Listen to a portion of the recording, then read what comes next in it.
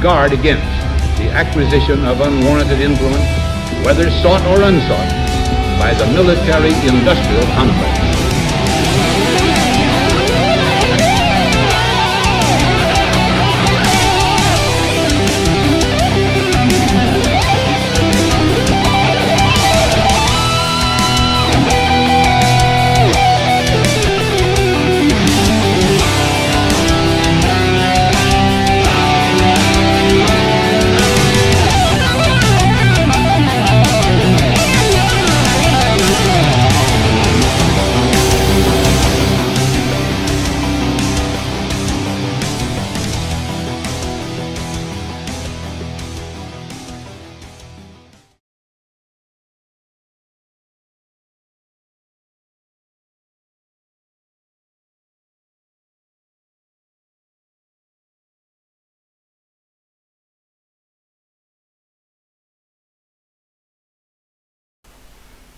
Okay, we are live now. Welcome back, everyone.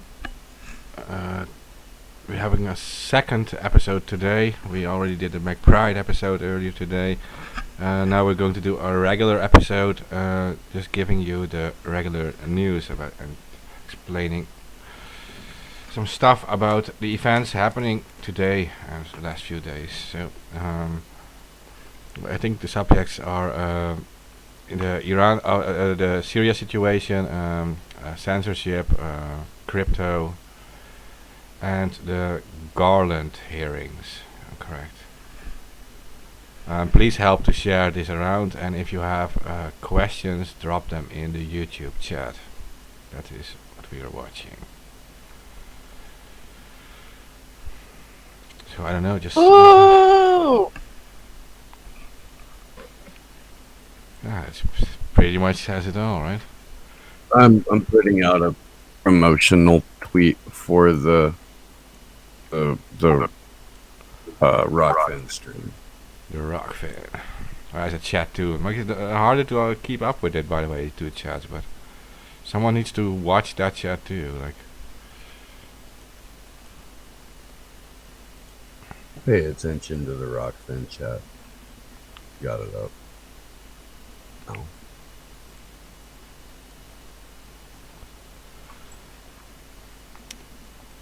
Okay, so we have. Fuck Israel.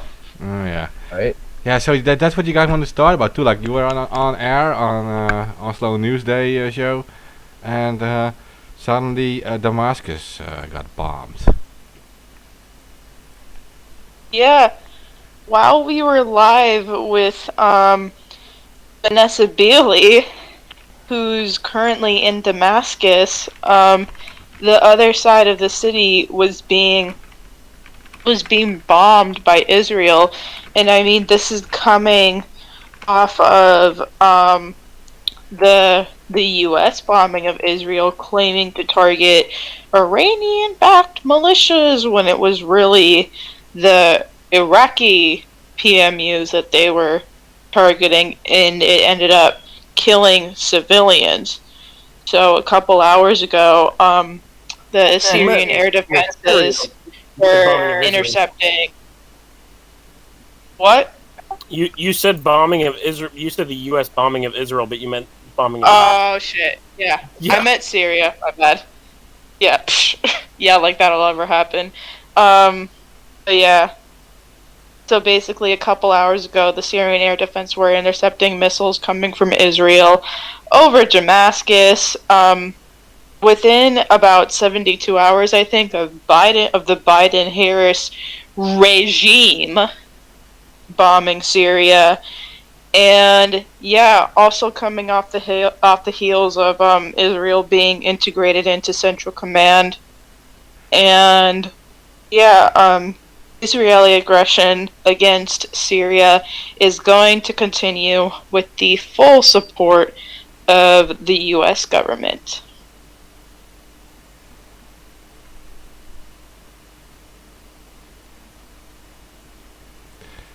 Yeah. So, and in so at the end of last year, the United States government, still under Trump, sold a lot of weapon systems to Israel. and Israel started. Well, Steve, you said like around Christmas they started bombing already. I've read. Yeah, on Christmas. On Christmas. Yeah, and the latest bombings I think started at February 4 again. Then the Americans started bombing this week, and suddenly it's all over the news. But the Israelis were already bombing for the last 3 weeks. Yeah, they probably bombed in January too. I mean, Yeah, but it's interesting that then all the media is pretty much silent about it, but then the Americans do it, and then suddenly all the media talks about it. Which to me is interesting.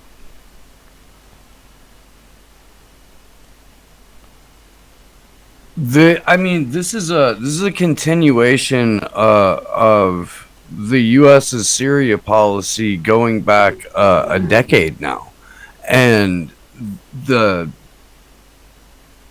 these specific attacks. The justification was several weeks ago. Some quote Iranian-backed militants fired rockets into Iraq and killed some people. So because someone in Syria fired a rocket into Iraq, of course the logical thing would be that the United States military then needs to call in airstrikes on a village and slaughter 22 people, because there's really no other recourse for that, right? Not to mention that the quote Iranian-backed militants unquote are the group that is fighting Al-Qaeda and ISIS in Syria. Al-Qaeda and ISIS, of course, in Syria, being funded, armed, and trained by the U.S. government. So naturally, they would want some recourse for that, but that's not their excuse on this one. According to Vanessa Beeley, who was on the show earlier today, the area of Syria, there are no Iranian-backed militants in that area. She said the village they attacked was not connected to any of the militia groups. I can't remember who she said it belonged to. I The do PMU, experience the Iraqi Popular Mobilization Unit. So it was Iraqis killing Iraqis, and one of them was on one side of Iraq and one side of them was on the other in Syria, and the U.S. is using that as a justification to call in airstrikes so that Biden can flex his foreign policy cred, and show people that Joey B's not fucking around. Joey B. That's just the sound of me breathing the fresh air of just no fascism. So refreshing to know that everything is back to normal now. Really is. I mean, did normal ever leave? Because Trump is doing the same thing. I mean, that's what. It's just so fucking stupid. It's like these pseudo activists on the left that say that they care about war, but then don't speak out against what Biden's doing now, right? I have no words for them. Like, honestly, like, it's just pathetic. It's just absolutely pathetic. It's hypocrisy. It's just a joke. Well, I mean, they were cheering on Biden's cabinet picks. Like, oh, thank goodness he picked Antony Blinken and Bill Burns and Black Raytheon. Because God forbid we have Mike Pompeo again. Yeah, he's Black Raytheon, I'm sorry. You're not wrong. Lloyd Austin, for anyone listening who... Oh yeah, Lloyd Austin. That's It's a guy who was in the Pentagon years ago under the Obama administration. He's actually the guy who... No, AK. He was the black guy that was in the Pentagon with the Obama administration. That wasn't Colin Powell. Yeah. Who technically wasn't in the Obama administration, but I'm sure he had to answer that a lot. No, I'm not. I just remember him sitting in front of Congress and saying that our operation of funding the Free Syrian Army has been a complete failure. Just remember that. Saying that now that we have about what did he say? He said like 100 or 1,000 soldiers on our side in Syria. It was some ridiculously low number. Fucking hysterical. Yeah, well, the Biden administration is as bad or worse than the previous one, and they're not actually Democrats. I mean, like, kind of like that. How that Santa Claus at the local mall is not actually the real Santa Claus. He's just a guy in a suit, right? It's not actually. They are not actually Democrats. They just pretend to be, right? What they really are is just they're being completely controlled by this military-industrial complex. Big money. And it has nothing to do with that. With people who promote more democracy. Like direct democracy or something. Or Santa Claus. Yeah. It's just... they represent something that is like long gone.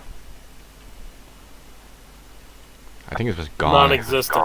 Non-existent like Santa Claus. I see where you're going with that. Yeah. I mean, they pretend to be. They're not actually the real Santa Claus. They're not the real Democrats. Like, I think the real democracy in the U.S. was killed in 1913 with the introduction of the Federal Reserve, and then when they created Citizens United, you pretty much threw it in the dustbin of history. I think so. Yeah, we have to be honest about that. Well, I mean, we became a corporation in what, 1884? Like the U.S. itself became a corporation in 1884. So it was put on a dollar bill. Yeah, it was like barely 30 years before the Federal Reserve was established. Then we made the next year, the year after the Federal Reserve was established, we made the Espionage and the Sedition Acts. Eventually repealed the Sedition Act because it was only purely a political weapon, which the Espionage Act is too. Then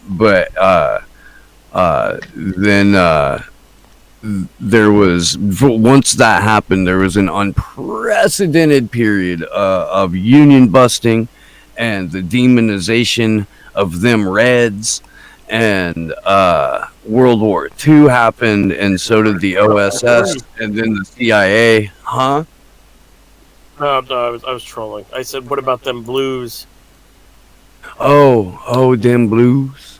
Yeah, because you said them Reds, so I said, what right, yeah. And for people who don't know what I was talking about, I mean the dirty, filthy commies. Yeah, the Reds are also pinkos, in case you didn't know. Yes. Which I never understood where that came from, but fucking anywho,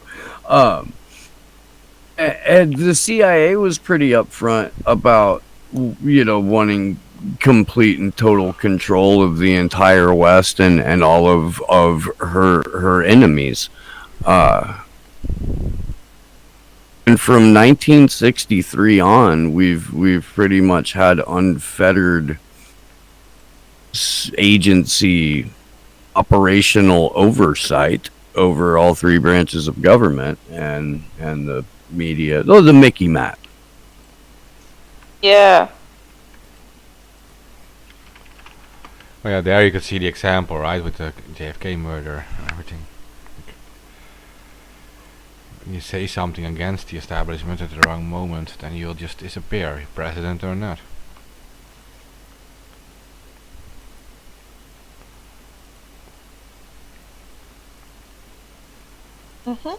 Well, no, I mean, you have to have some type of power to sway people. I mean, you can't just be random Joe Schmo and say something against the establishment. You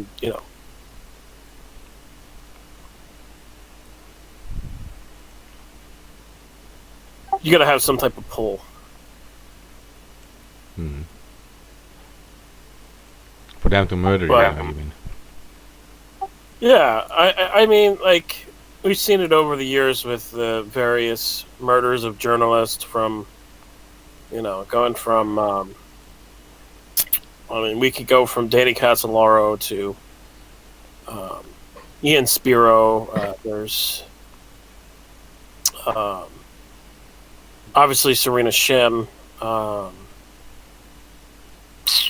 Christopher Story is another one. Gary Webb. Like, we've seen it over and over again. When you're a journalist and you speak out and you actually dig into these things and report on them, when you dig into something that is kind of like a big conspiratorial thing against the government, you'll end up dead or missing, or two shots to the head, or slicing your own wrist 10 times on each wrist. Just the normal stuff.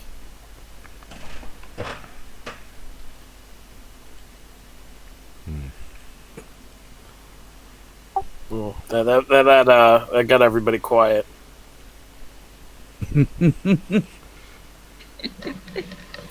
Well, I mean, Danny Casolaro, he had his wrist slit 10 times on each wrist, essentially, and just saying, by the probably the second or third deep slice, you're not moving.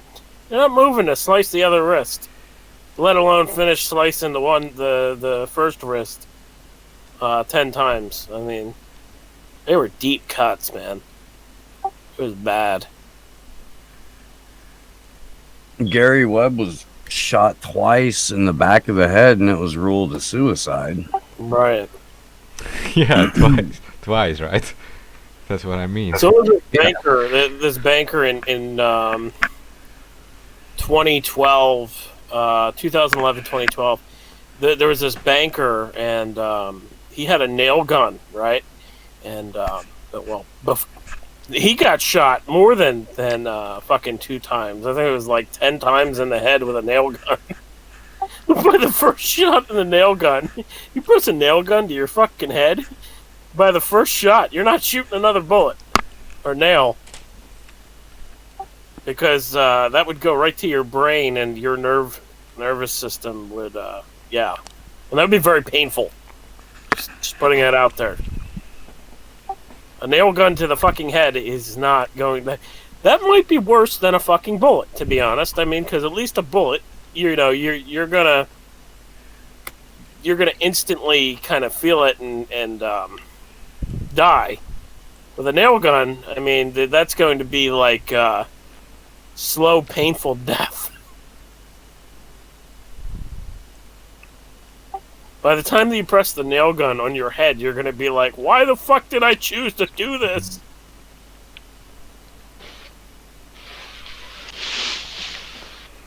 Yeah, Just so a disclaimer here. Just a disclaimer for the show.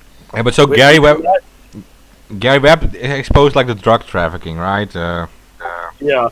From South America to the U.S. The CIA being involved and stuff. Yep.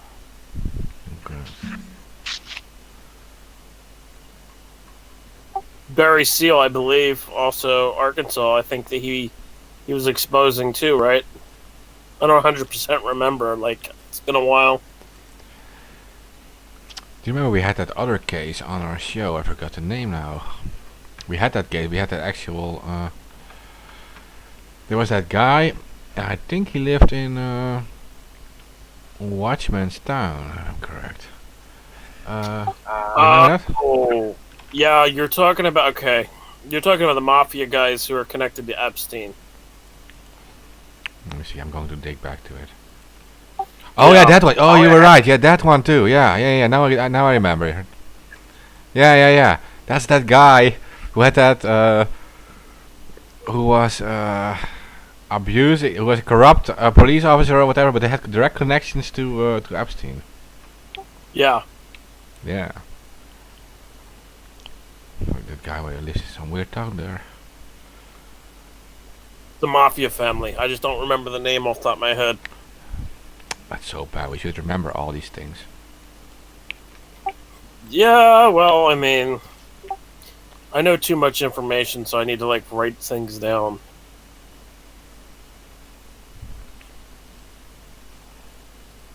Like, when it comes to, like, stuff, like, even some of the things that Ted told me, I don't remember it all fully. Like, I have to, like, jog names, you know, like...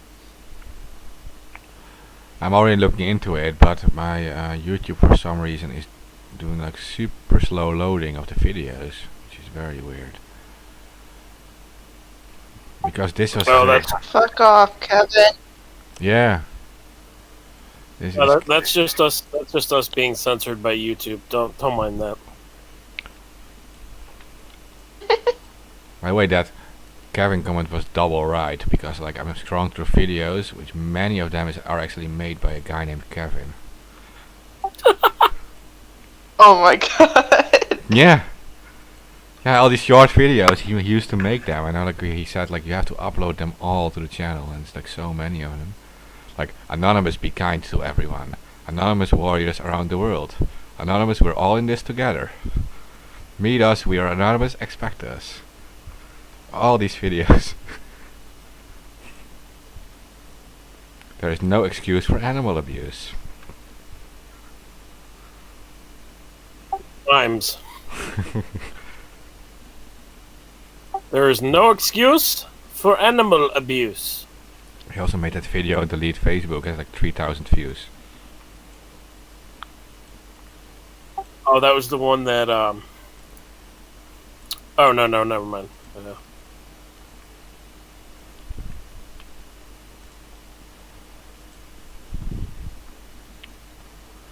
Yeah, okay, this is not working. I can't get in. It stops scrolling. This YouTube is literally fucking with us. Yeah, and what else is new?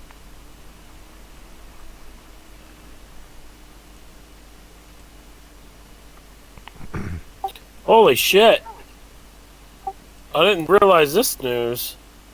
Virginia joins 16 other U.S. states in legalizing marijuana. So apparently there's been a big push this year with various states legalizing marijuana.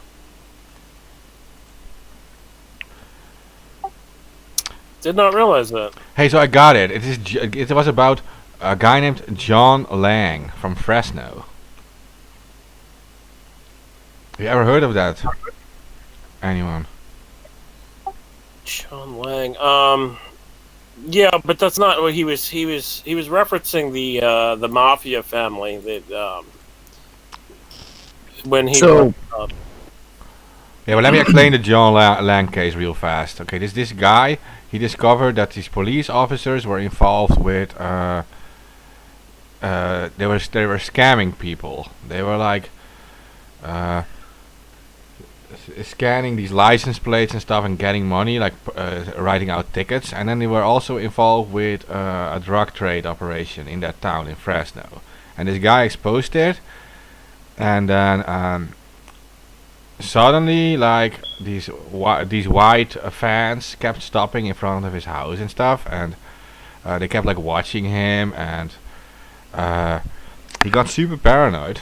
And he was an anon too. He was an anon. And then he posted on Facebook that he expected to die like within 2 days or something, because he said they would come to murder him.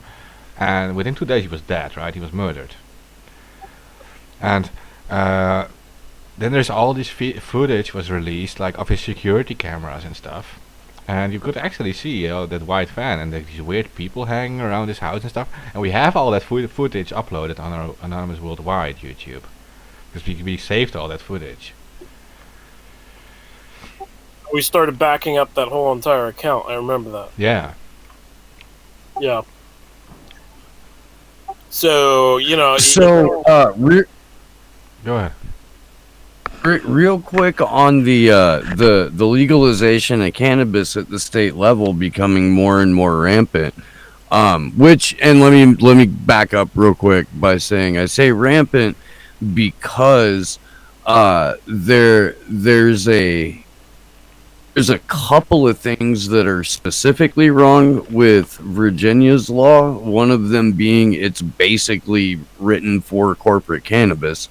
The other is that if you get caught having more than what you're supposed to, they can take your guns away. And my larger point is the legalization of cannabis at the state level almost always comes with a caveat that says if you have a medical card or you grow, even if it's just like 6 for yourself, you cannot own any firearms. And there's been talk over the last several years here among the grower community in the Santa Cruz Mountains where I live, where they were viewing the legalization of recreational cannabis at the state level as a soft means of disarming population. Okay. well, yeah, that doesn't surprise me. I mean, they were trying to push that through before, saying that people who have marijuana cards and smoke marijuana shouldn't have guns.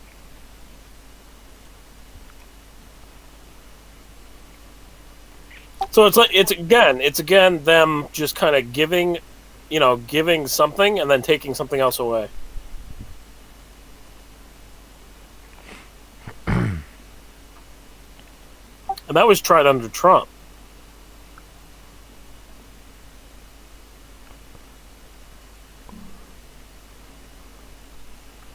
Okay, yeah, well, I don't see why people smoking marijuana can't have guns anyway. That's what. Well, because they might go crazy and shoot people because they're high. They might think that you're a fucking dragon and try to shoot you, and yeah. Yeah, well, that is like Reefer Madness stuff again. That's not what happens. But, with well, marijuana. yeah, no, that's me being sarcastic. Yeah. No, but like, like compared to people who get super drunk on Saturday nights, I think most stoners are pretty nice and calm people. So. Yeah, I was gonna say, I think the drunks, the people who get really, really drunk are the dangerous ones with guns. Not the guys who are stoned out of their fucking mind. Yeah, I used to go to bars, like when I was early 20s, I'd go to bars a lot, and there were always fights every time. Every evening there were always fights. Someone was fighting, right? And people were annoying to each other too with a lot of drinking. So, but with stoners, I've never seen that. I'm like, well, that's but how many out of those fights did they end up in stabbings or shooting somebody?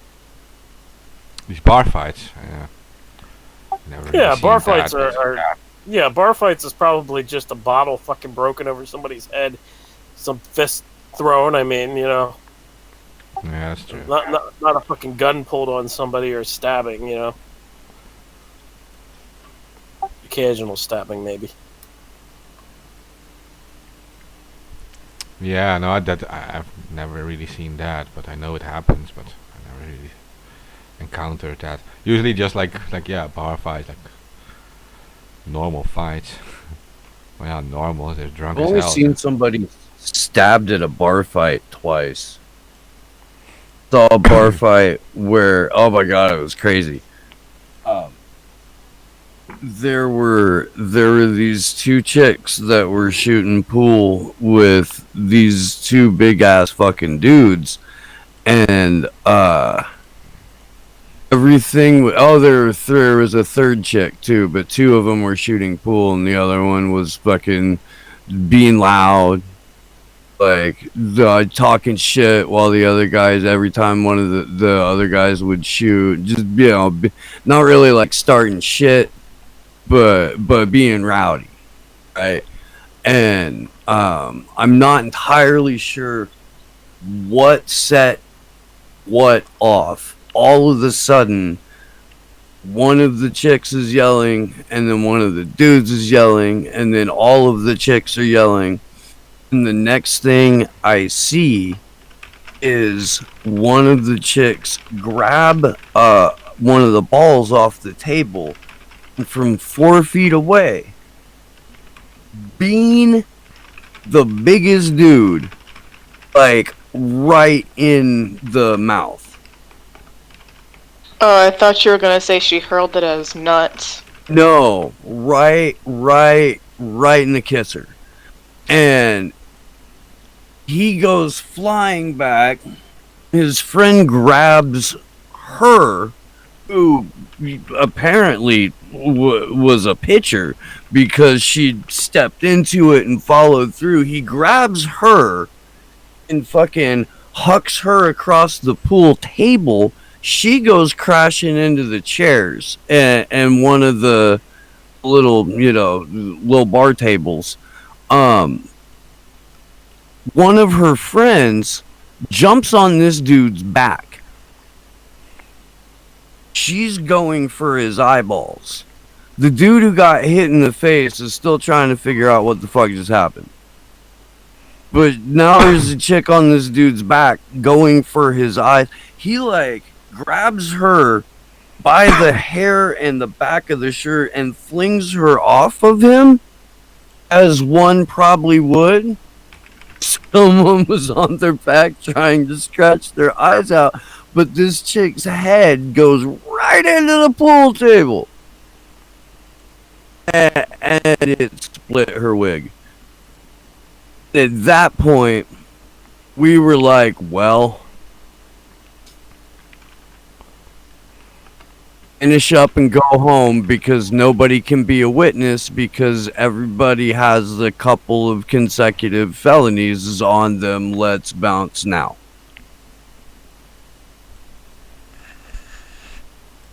That was wild. It was. Franklin, Indiana.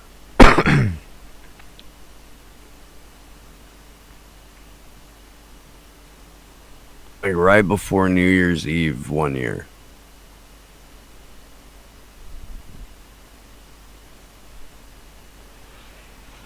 I feel like that could have There's had a lot better more to ending that story personally. too, but I don't feel comfortable telling it on the air, at least. That's fine. Me personally, I feel like it could have had a better ending, but There's a lot more to that story. I just don't feel comfortable telling it on the air. alright, Corey Jones. I got you.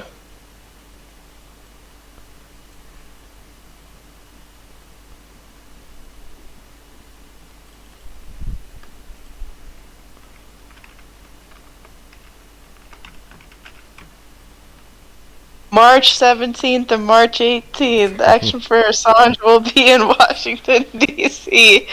For Clovers for Assange events. The absurdity of the situation we're in demands equal, if not more, levels of absurdity from us. That's why there will be a parade and puppets, and we will...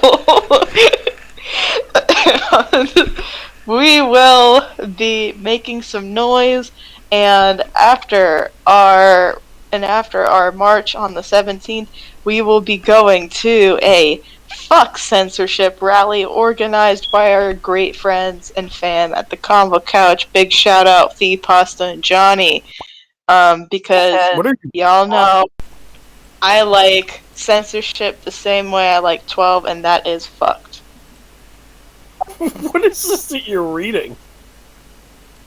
I'm not reading anything. Oh, I'm just saying the promo because had a bit of dead air there. I think you said it so many times. You don't even have to read it. You remember it forever, for the rest of your life. I know it by heart.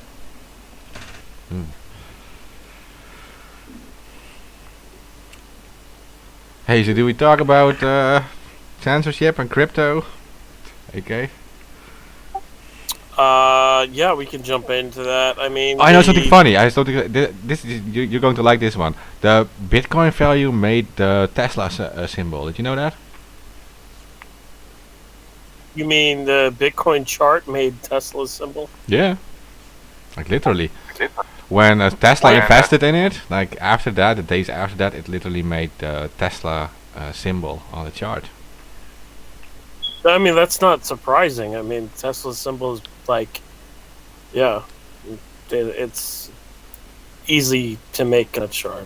I don't know. But anyway. Yeah, I mean, shit. there's a lot of... I just looked in the group chat. I'm sorry. Yeah, there's a lot of censorship going on now. We all know it. Just recently, WikiLeaks was banned on Facebook from posting. I believe that was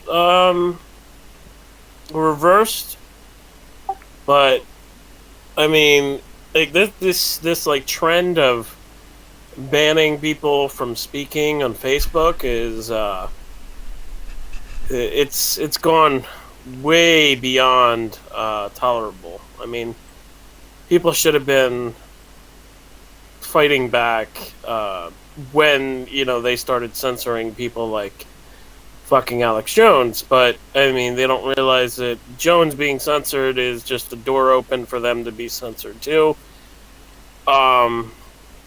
And that's the thing. It's like they go after the most hated people to justify banning to justify banning and suspending people and saying, oh well, we're trying to help the world by getting rid of people like Jones, right? But it just opens up a door for them to go after anybody else. And we said that on this show multiple times, Mark. I mean, fucking as soon as they started banning everybody, as soon as they banned Jones, we said that it was opening a fucking door. We were right. Of course. Now you're starting to see people on the left get banned. You're starting to see people that aren't even political. I mean, the Free Thought Project went around the same time, and an anti-war and some others. So yeah. Anti-media, anti-war. Yeah, and the Free Thought Project was a huge one. On Facebook, Free Thought Project was at least like 4 million followers. I think more. Yeah. Well, I mean, the Mind Unleashed, which was our largest alternative media organization, with I think it was like 12 million followers on Facebook or something like that. Yeah. A lot. Now everything's limited over there, and they're not getting any traction anymore at all. I mean, the site's almost dead. How is that Sonny's page? Are you still on that page, or did you completely stop with everything there? That's not Sonny. That's I know, but what about that Sonny's page? I mean, yeah, that's Joseph Brown's, and I told you before to try to help him out because I mean he's got a kid and everything. It's fucked up what they're doing. It pisses me off, to be honest. It's like he built that website for years, and he did it to make sure that he would have a way to feed his family and everything, and I mean they're taking that away from him. It's fucked up. Yeah. And they had an excuse for it too. They had an excuse for it. They were removing. They were saying that they were removing all activist pages that would link to sites that made money on Facebook. So they were. Who said that? That was their. That's what they put in their articles, Facebook, and they said like there is too much clickbait going on and misleading titles, and it makes people click on links outside of Facebook that are like fake news and are only made to make money. That's Facebook said. Yeah, but we're not. That's the thing, and that's the excuse there too. It's like No. that's the fucking excuse is that we never ever misled anybody like with clickbaity titles. I mean, we obviously to a certain degree you have to have a good title, right? I mean, if you don't have a good title, you're not going to get any clicks. Like, somebody tell Facebook that that's how this works. Like, people aren't going to click on something that's boring. Yeah, but look, at some point the Free Thought Project becomes far more popular than these mainstream pages. And so is the Mind Unleashed, right? And as soon as income is being made with these pages, they can buy ads on Facebook, and if they are like more popular than the mainstream ones, eventually become the biggest advertisers on Facebook. That means they're taking over, and I think that the old media just put a stop to it, to be honest. Yeah, I couldn't agree with you more. But I mean, we never paid for ads or anything on any of these pages. I mean, we would just run them, and just normal SEO stuff and stuff for bringing viewers to pages, stuff like that, like memes and everything that was run. But Free Thought Project was completely destroyed, and Yeah. they moved over to MeWe and SoMe and other platforms. I talked to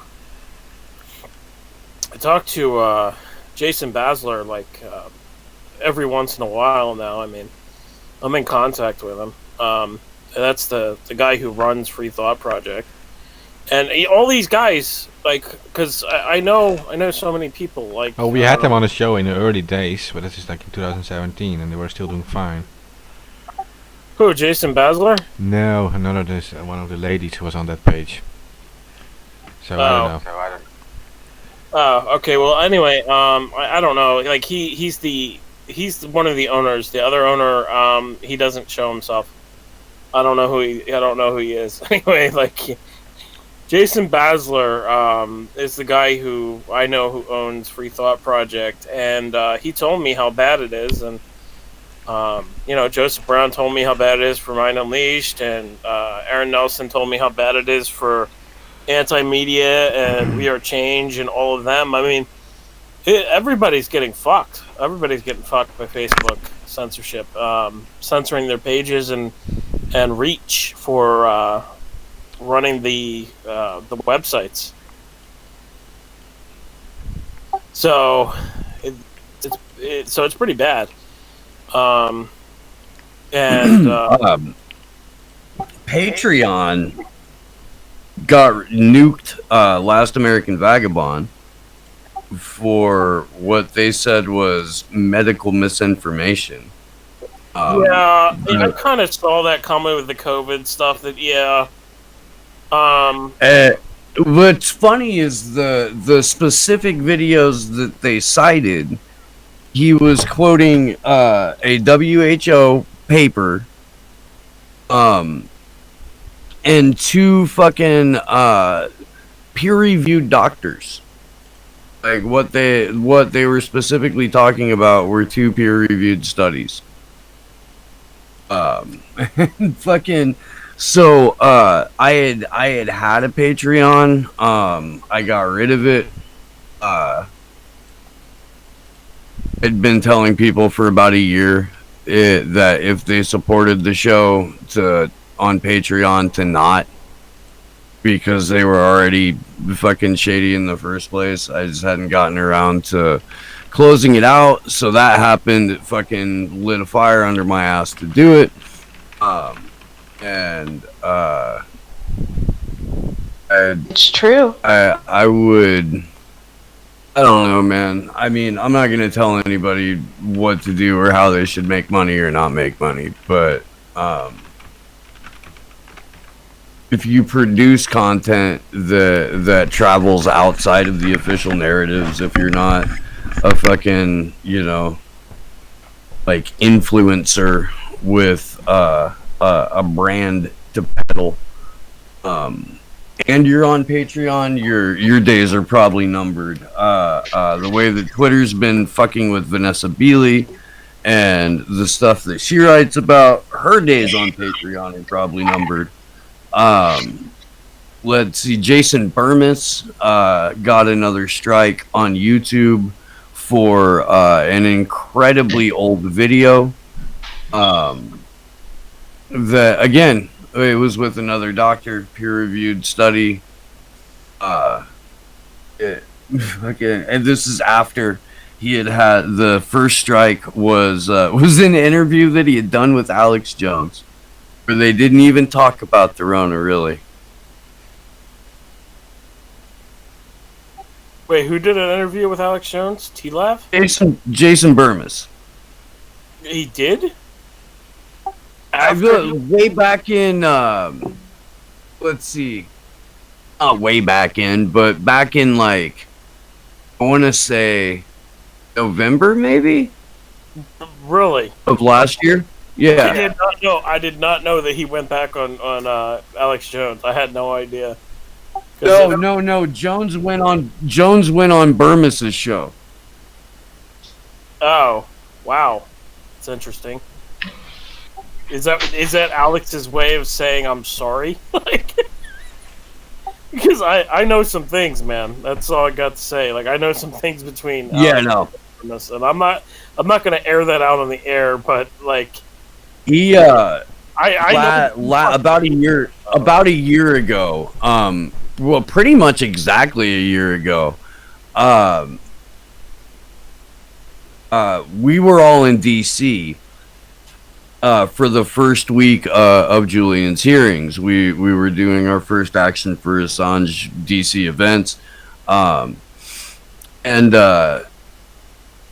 Burmis was out there, and we found out that Alex Jones was throwing an emergency free speech summit. And it was at some Hilton or something like that. And it was a really fancy place. Anyway, we crashed it and we flipped it and we turned it into a free Julian Assange event. And at that thing, earlier in that day, Burmis was at the hotel interviewing Dew. And Jones crashed that interview. And they ended up basically like spending the rest of the day together. They had a long talk, and they're not like on the best of terms, but Jones had gone a long way to make Burmis feel like he could talk to him again, kind of thing.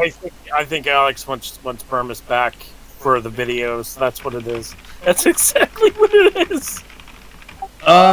If that's the case, he's really slow playing it, because Burmis isn't about ready to go back over to InfoWars. No. Maybe last decade. Maybe even 5 years ago. Oh yeah, I don't think he will at all. But I just think that's what that's Alex's thinking, because he has had a run up with Trump, right? And then now it's slowed down. Like, he doesn't have as many viewers anymore. It's because how do I say this nicely? He became Trump Wars. So I mean, like, he basically gave up everything that he had worked for the past like 10, 20 years, and all for Trump. And he's lost a lot of viewers, and his ad revenue is not doing good. His viewership is trash, compared to what it was. So I mean, it makes sense to me that he would kind of want Burmis back, because Burmis was one of the filmmakers that really made him, to be honest, and he knows it.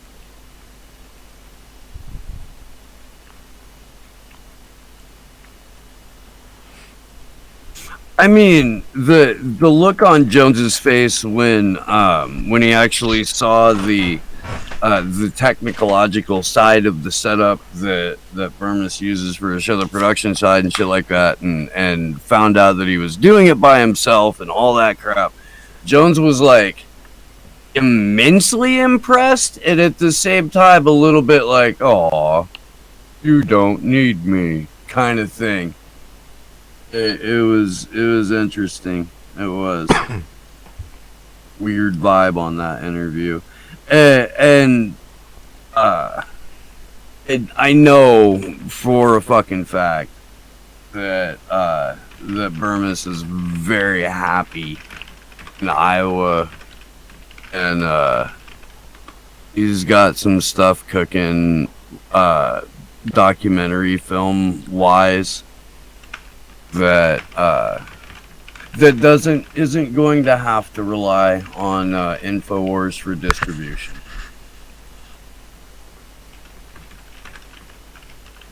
Well, that was the good thing for him too, was that he had the back then. I mean, it would be a good way for distribution. I mean, nowadays not so much, but back then, I mean, that's what it was good for him for distribution as well.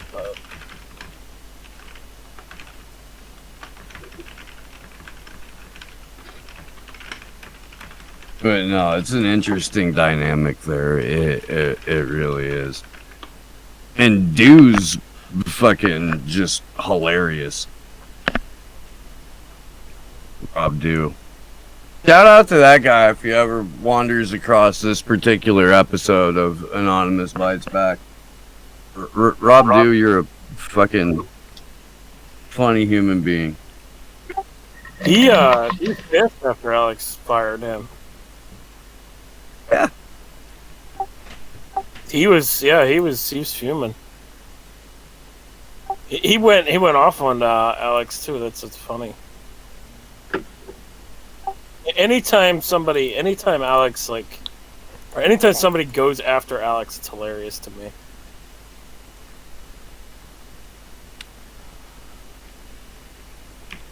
Yeah. Well, I liked Alex Jones during the World Trade Center stuff, right? I mean, he was spot on with that. Yeah, but even then, I mean, he would leave out like the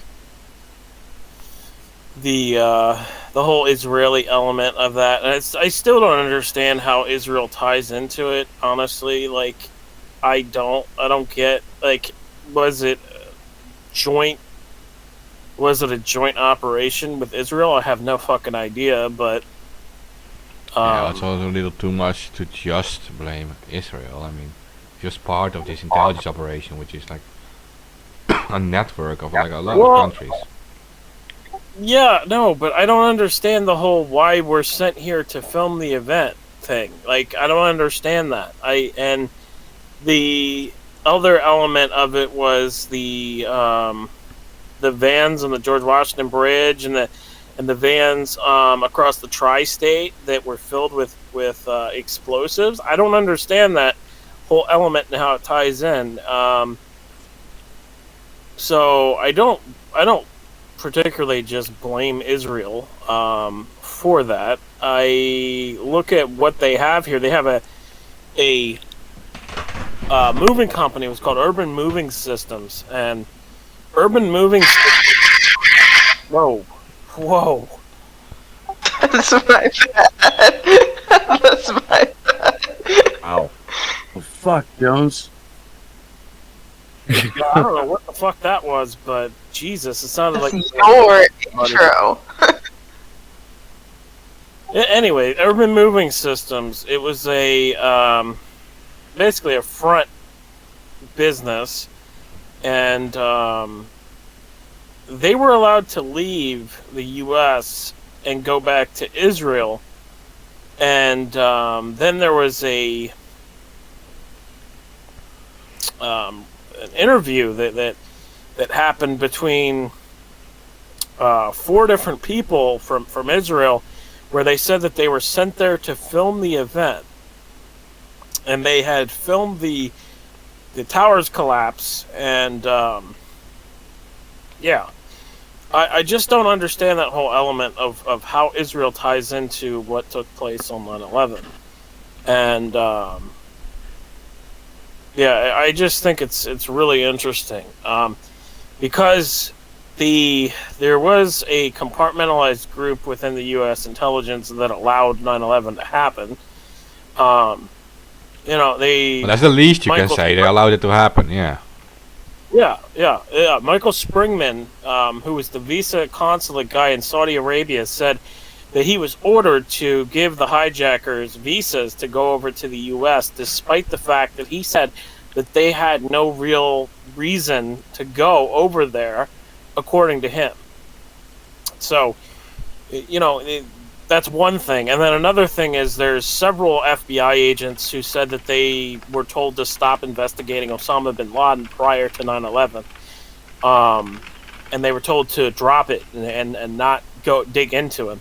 And the reason why, I know that reasoning. I know the reasoning why they said to drop investigating into Osama bin Laden, because Osama bin Laden was Tim Osman during the Mujahideen years, where they were arming the Mujahideen, and Tim Osman had met with Ted Gunderson and Michael Riconosciuto and another arms trafficker in a hotel, and they discussed giving the Mujahideen man pads or shoulder rockets to use against the Soviets.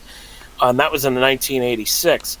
So I know why they were told to stop investigating Osama bin Laden for the FBI officials.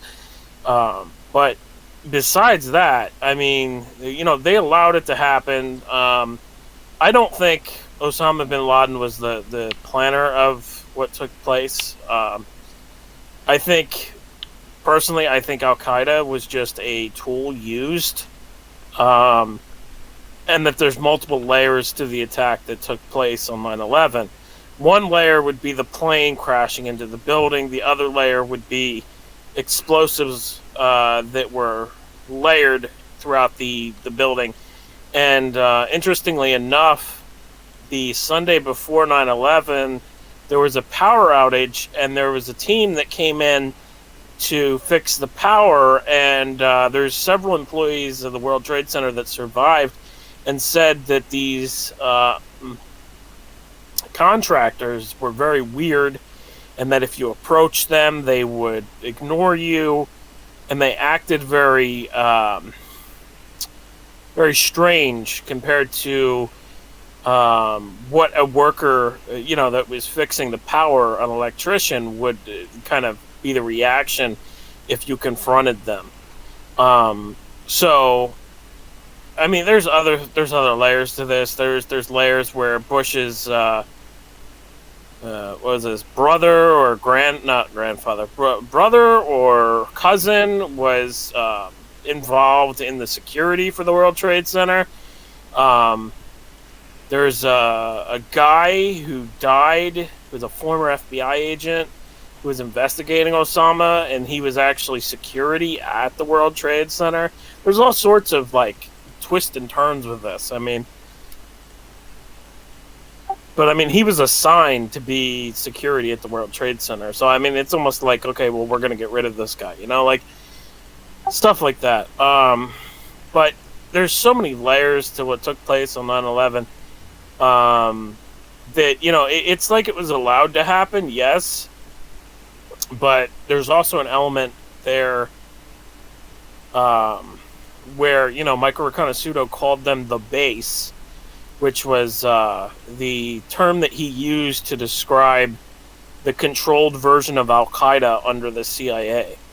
And he called them the base, and there's an element here within 9/11 where it was allowed to happen, but there's people who were also involved in kind of orchestrating or playing a part or a role. For instance, there was over 40 drills that took place on 9/11. What are the chances that there's going to be 40 fucking drills on one day? I don't think since then there's been 40 drills in one day. So, there's all sorts of things there. I mean, it just doesn't add up. So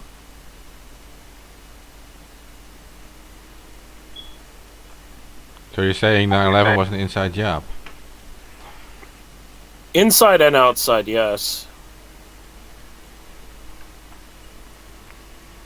It was allowed to happen. There was elements there that not only just allowed it to happen, but there's an element there where there was explosives laid in the building, and there's no way in actual hell that some box cutter terrorists in a cave could do that.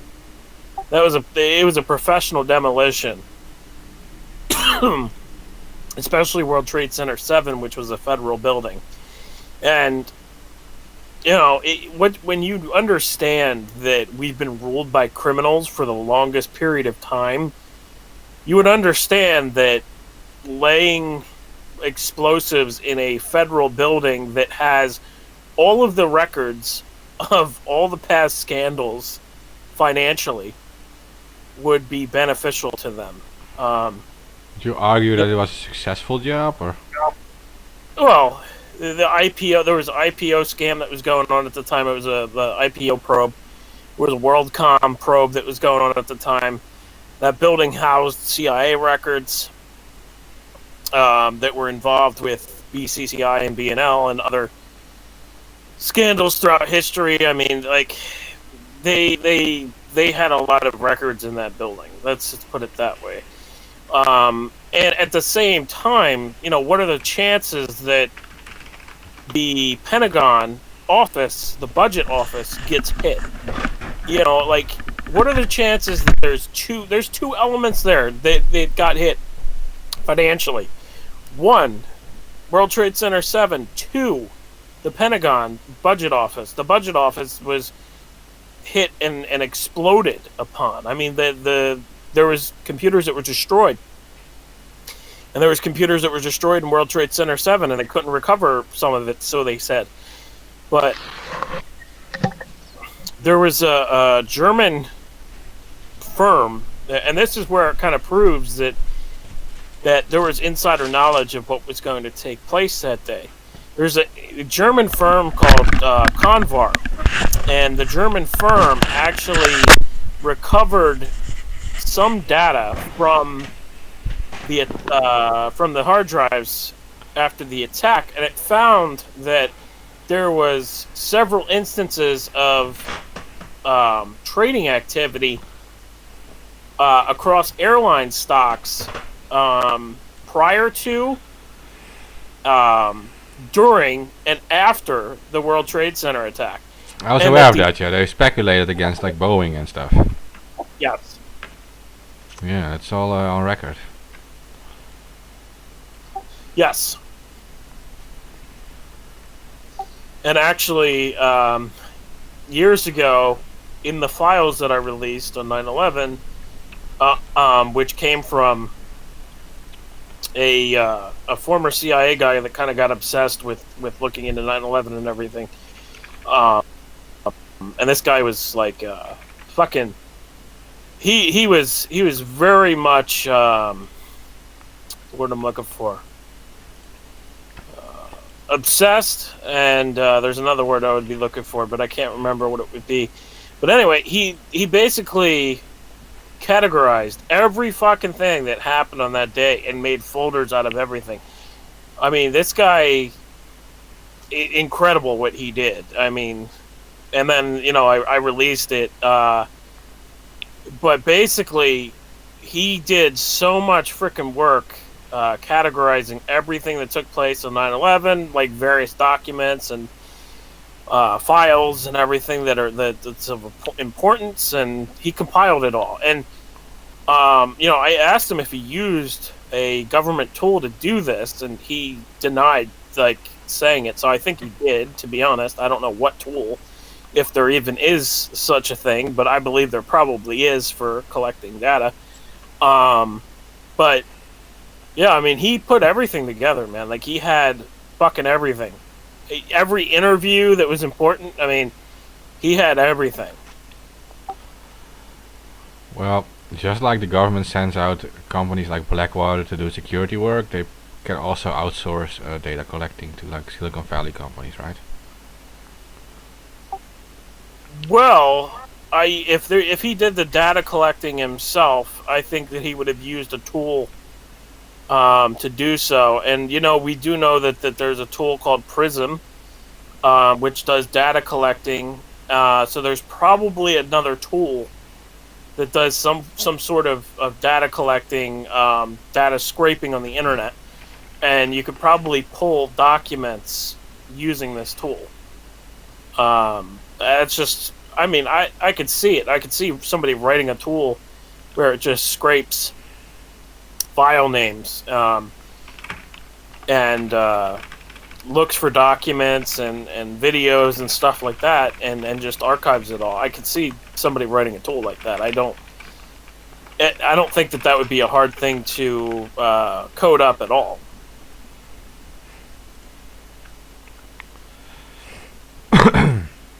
But anyway, like 9/11. I mean, there's so much there that it's scratching the surface when people even start looking into it. I mean, they think that they know what they think that they know information on 9/11, and then they've only found 1% or 5%. I just wonder if you think like if they were successful, because people are still talking about it and it created a lot of distrust. Like it's like what is it, 20 years later, and people still think the government attacked its own citizens, right? So I would say that it is not a successful operation. Well, you gotta argue, like, it allowed them, for one, it allowed them to get into wars that they wanted. They wanted 7 countries within 5 years. They didn't get all 7 countries. They got into Iraq. They got into Afghanistan. They got into Libya. They got into Syria. I think they did pretty well, honestly. And they also pushed the Patriot Act through. Okay, that's true. So, like... And have continued to push it through each and every year. Like, now they're renewing it like every 3 months. And it always references, too. It always references 9/11 when they try to push it through. And this is while almost all of the codified protections that we had as internet users have gone away. We went from what? Even Google stood up to SOPA and PIPA and said no in 2013. Like, the internet, even the fucking giant corporations mostly got together to exercise agency and put a stop to some really fucking heinous legislation, and it worked. But those same companies now, at least most of them, and most of all fucking Reddit, in a post Aaron Schwartz world that is much more fucking overall like sad because of that. Huh? I said Reddit's a joke. Yeah. It sucks. Can you see them? Let alone leading the charge, even standing up for whatever the new fucking SOPA and PIPA that the Democrats are going to put forward any fucking legislative session now? Absolutely not. I think it was sold too. Does anybody know about that? I think Reddit was sold.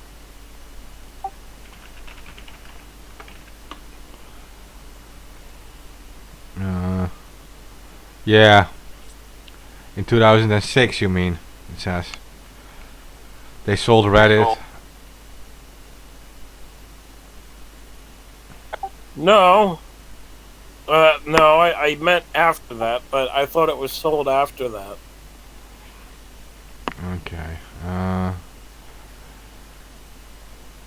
So it was founded in 2005 by Aaron Swartz and roommate Steve Hoffman and Alexis Ohanian.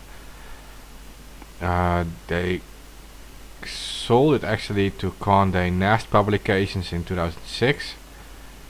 In 2011, they become an independent subsidiary of that Condé Nast parent company, Advanced Publications. And in October 2014, they raised 50 million in a funding round led by Sam Altman and including investors Mark Andreessen, Peter Thiel, Ron Conway, Snoop Dogg, and Jared Leto. Their investment valued the company at 500 million. So in 2000, yeah, I thought you would mention Peter Thiel, but you mentioned Snoop Dogg. But Snoop Dogg. Yeah, Snoop Dogg. Yeah. What the fuck, Snoop? Yeah, he's partnered with Peter Thiel in Reddit. Hey, Tito Double G. What the fuck? Yeah, and in February 2019, Tencent actually invested in it with a 300 million. I knew that. Funding. But Tencent is that's like a huge Chinese company, right? Yeah, and China, as we know, what does China do to their companies? I don't know. They censor everything all the time. That's what I know. So that Well, does make yes, there's that. But what China does to their companies is say, you are not separate from the Communist Party. You are a part of the Communist Party. You do what we say. You are not your own separate business.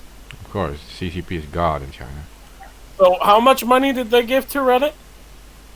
300 million. Holy shit, that dwarfs everything. Hmm. Yeah. Yeah, well, they were already valued. Like after the investment round by Snoop Dogg and stuff, the company was valued at 500 million, right? And then in 2017 they raised another 200 million, and their valuation became 1.8 billion in value. So and then Tencent brought in 300 million more in 2019, and now they're valued at 3 billion. Reddit. Yeah. Sounds about right. And I've started to see commercials on TV for Reddit. I mean, I thought that was weird. It's far overvalued, by the way. That is all I can say about it. Okay, like it says the revenue is about 100. Narrative. What? Narrative management pays.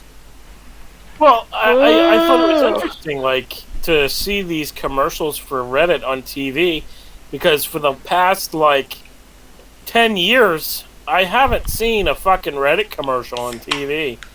I barely watch TV, but anyway, like, turning on the TV, I saw a fucking Reddit commercial during the Super Bowl, and I was just like, wow, that's fucking weird, man. Like, they haven't done a commercial for Reddit ever, and the first year, at least that I've seen, is this year or last year. I mean. Yeah, no, I think that the 3 billion is a huge overvalued, because they only made 100 million revenue in a year, right? So that means, and that is not even profit. That's the revenue. So, but you're talking about 3 billion. That is 30 years of revenue. Well, they started these new ways that they can make revenue now. They started to push more like Reddit rewards and Reddit gold and stuff like that for people to buy. So, I mean, they've well, not always, but they've had Reddit gold for a while. But a lot of these new things that they're pushing, like Reddit rewards and stuff like that, that wasn't there before, and that's what they're pushing now. They're also jumping into cryptocurrency as well. As we get into the crypto topic, I mean, it's a good one.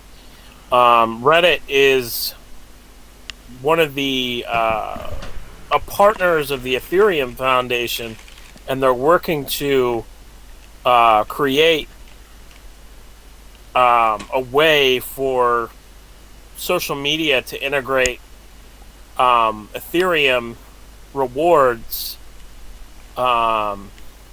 with like different customized tokens and everything, all within Reddit's communities. So people will be able to earn crypto from upvoting things, and similar to what Hive and Somi and everything else is already doing. I mean, so they're jumping on the bandwagon essentially. But I don't know if you've been paying attention or not, but a lot of these companies are doing that. Facebook tried to do it, and then they were told, no, you can't create your own cryptocurrency because you're too big, and you will literally be a monopoly, and you could dwarf our dollar. Essentially, that's what they were told, and they were attempting to do that because they were trying to get all these big partners and everything on board, and use their crypto essentially as a rewards points type thing, and that didn't pay out well for them. So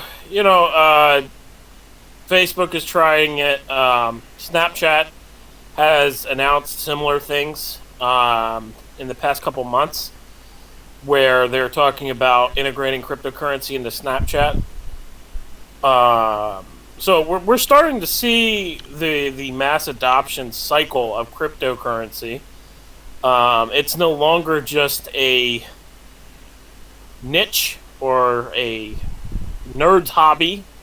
It's actually being integrated into apps. It's being integrated into society in a number of different ways. And this is a big story that I saw.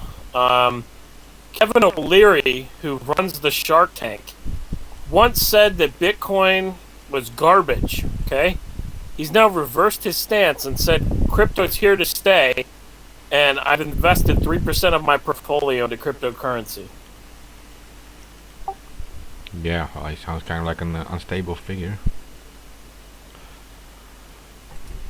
And the portfolio, is there any indication of how much the portfolio is? Like, what's 3% of that look like? And what does that do to the how does that impact the overall crypto market? And, yeah, I guess we'll start there.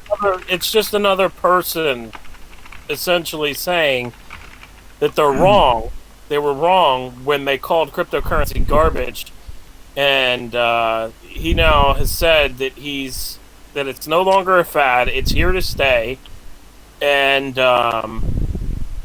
it's not going away. And he thinks that most people are willing to hold them, including institutions, and deal with the volatility. He said, quote, "I am fascinated. I'm investing. I'm holding a 3% weighting in it between Ethereum and Bitcoin. The volatility sickens me, but I'm getting used to it."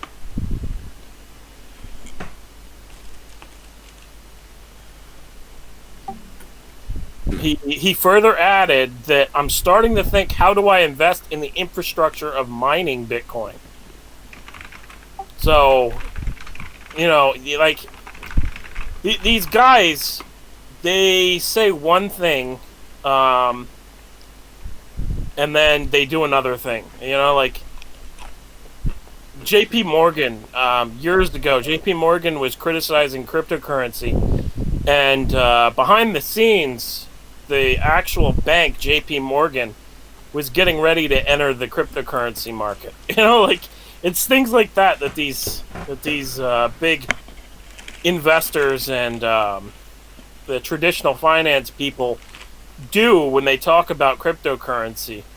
and they do it to pull the price down so they can get a good entry.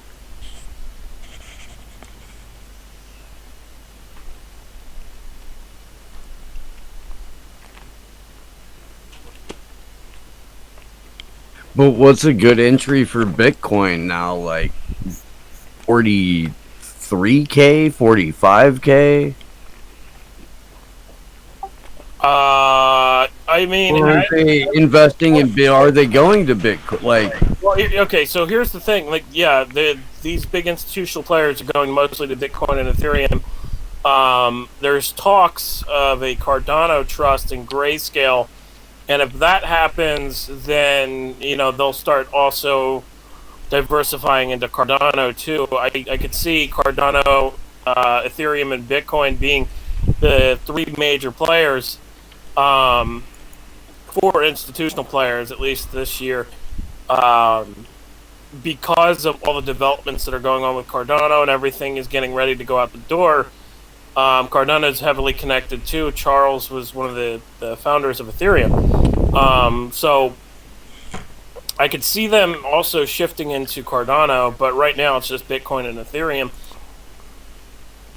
But I mean, it's basically just the mainstream investor world kind of ceding defeat in a sense. I mean, with these banks also getting involved in cryptocurrency, you got to understand that the banks now realize, oh shit, people don't need us anymore. How do we become a middleman in this crypto, so we can still retain our status, so some of them are becoming custody solutions, and obviously not everybody's going to keep their crypto in a bank, but these big institutional people who are older, who don't want to deal with private keys and passwords and all of that, that's how they would be buying and holding crypto.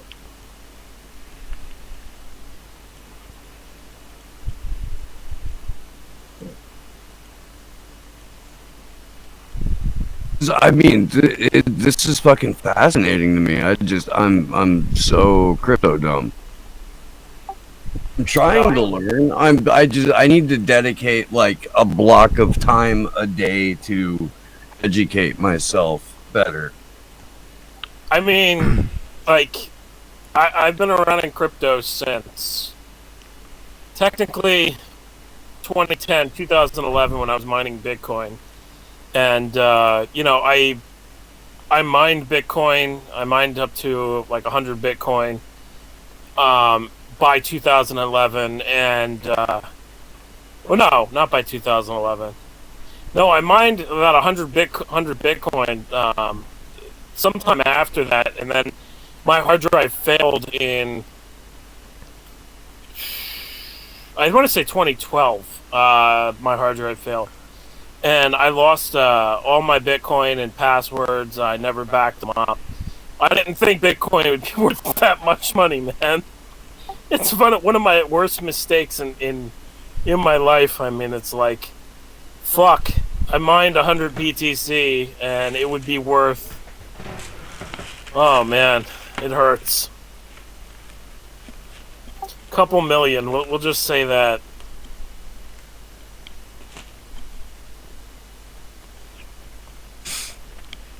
Ouch.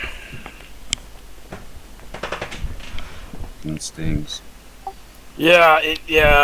Oh, that hurts. Fuck, that hurts. Yeah, well, you made plenty of money now with trading and stuff already, so.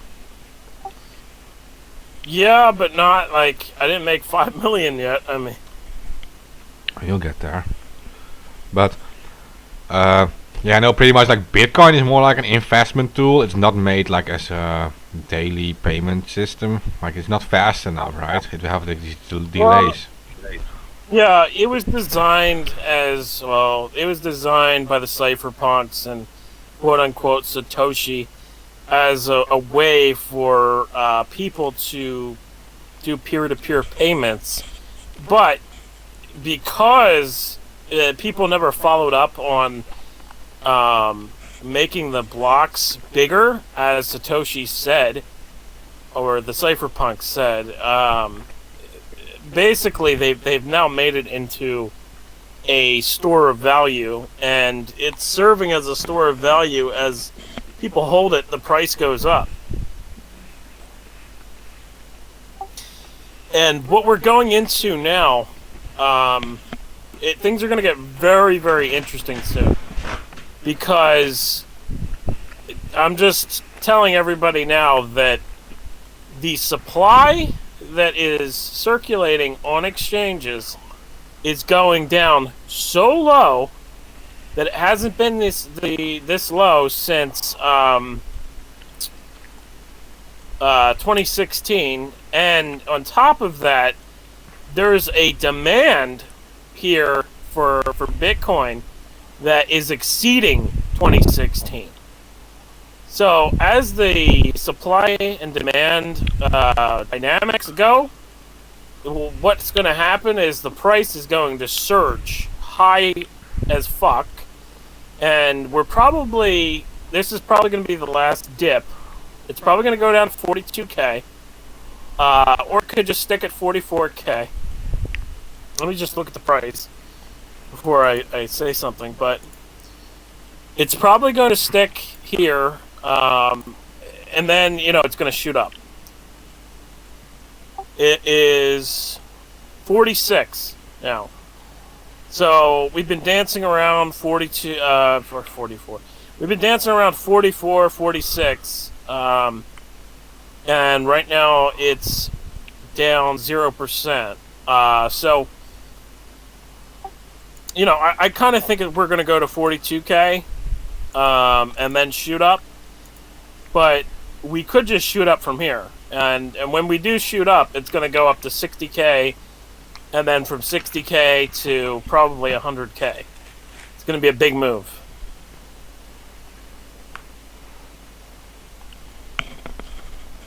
Max Kaiser said 200K by the end of the year. Well, he doubled down and said it was going to be 500K. But did he? I haven't checked back in a bit. Well, it's more than doubled, but anyway, yeah.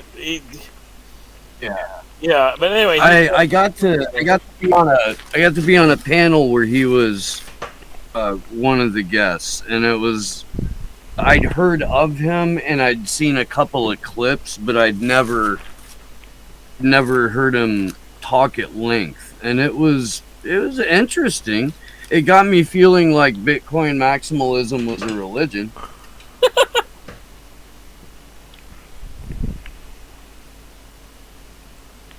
And if anybody's offended by that,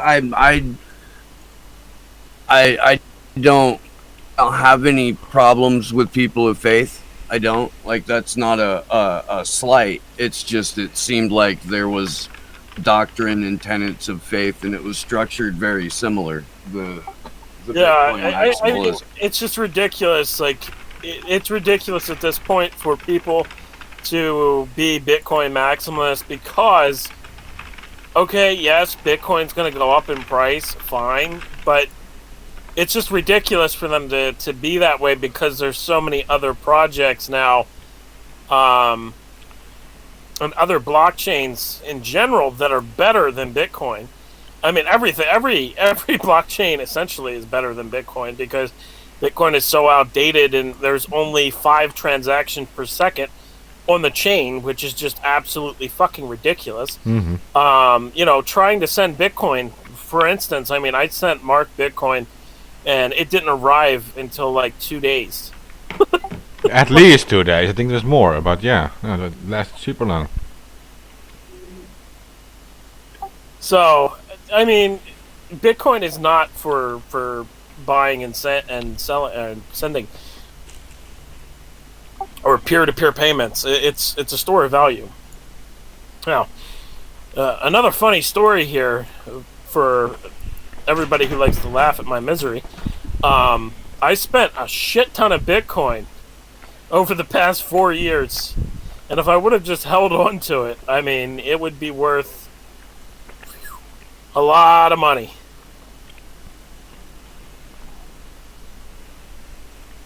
but I was spending it. I wasn't treating it as a store of value. Now, if I would have realized sooner that it's more of a store of value than spending, I mean.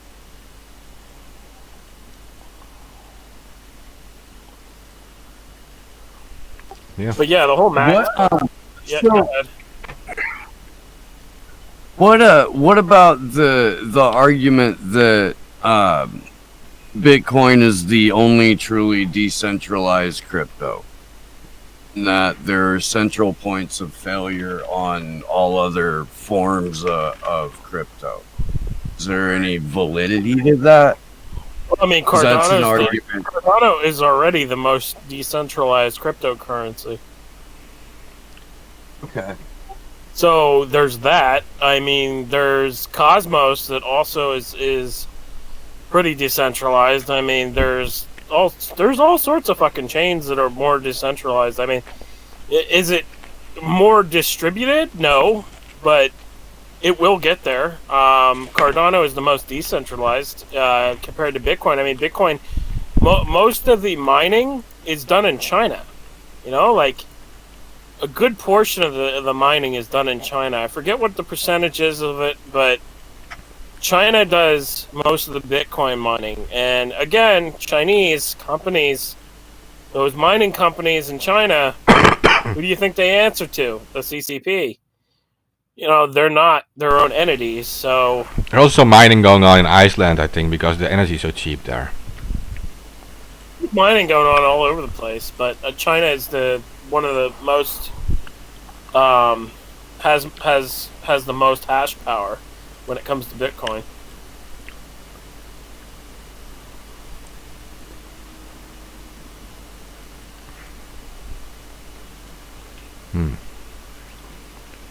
Yeah, well, and the CCP runs everything there. Yeah. I mean, don't get me wrong. I mean, I have Bitcoin. I own Bitcoin. I mean, I'm not gonna not own some Bitcoin when it's going into these parabolic stages, and it might, in my opinion, and a lot of people who I kind of talk to and work with in regards to cryptocurrency. I mean, we kind of think that Bitcoin might bottom out in the next bear cycle at above 50K. Or 50K, and if that's the case, then I mean, if it doesn't ever go below 50K again, that's massive.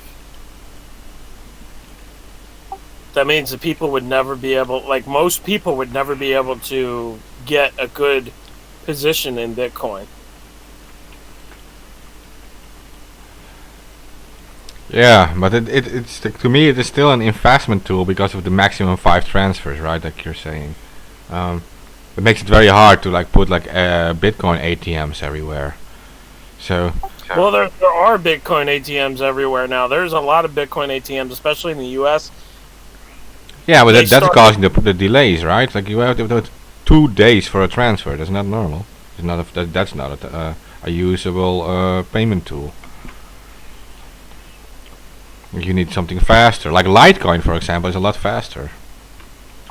Well, yeah, Litecoin is faster, but I mean, they're working on sidechain solutions like the Lightning Network, and I know Jack Dorsey and Jay-Z just actually funded Bitcoin development of upwards, I think it was $50 million for Bitcoin development, because they all realize how outdated Bitcoin is and how it has to be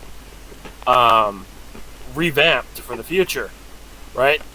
Not only that, but also there's the case of breaking encryption, where quantum computers are going to be able to break encryption within, I think it was 3 to 5 years I saw. And in 3 to 5 years, encryption is going to be useless because of quantum computers. So there has to be a new encryption method written. Otherwise, crypto will be just dead in the water. And also, in general, just like encrypted communications. I mean, so there has to be better developed technology and more more focused towards encryption and building new encryption modules.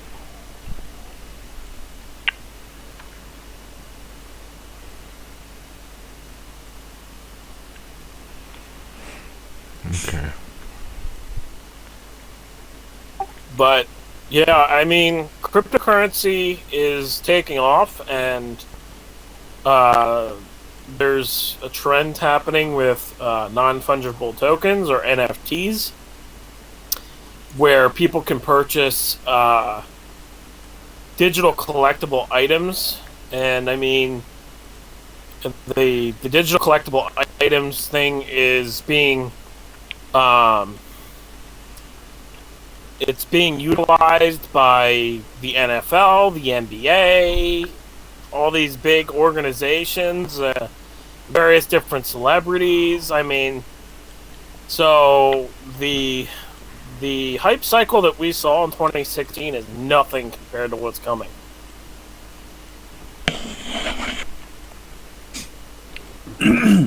Well, I mean that much I think most people can see. And I don't know if you feel comfortable even giving like rudimentary advice to people who are listening that might not know how to get started, but what would you suggest for somebody as to how to get like started as late as it is in the game? And it's not even that late. The thing is, like, we're still early with crypto. It's not to the point where we have reached mass adoption. I mean, we're at, give or take, there's maybe 300 million users in cryptocurrency. That's not a lot. Like, you know, like you think it's a pretty big number, but it's not compared to the world and how many people are in the world. I mean, it's upwards of 7 billion. So we are still in the beginning stages of cryptocurrency, and there are still opportunities there where you can get into some of these projects that are emerging now, or have been around and have been building all over these years, and they're going to go up in value over time. The issue is with cryptocurrency is finding cryptos that are going to be worth something compared to useless cryptocurrencies that have no real use case.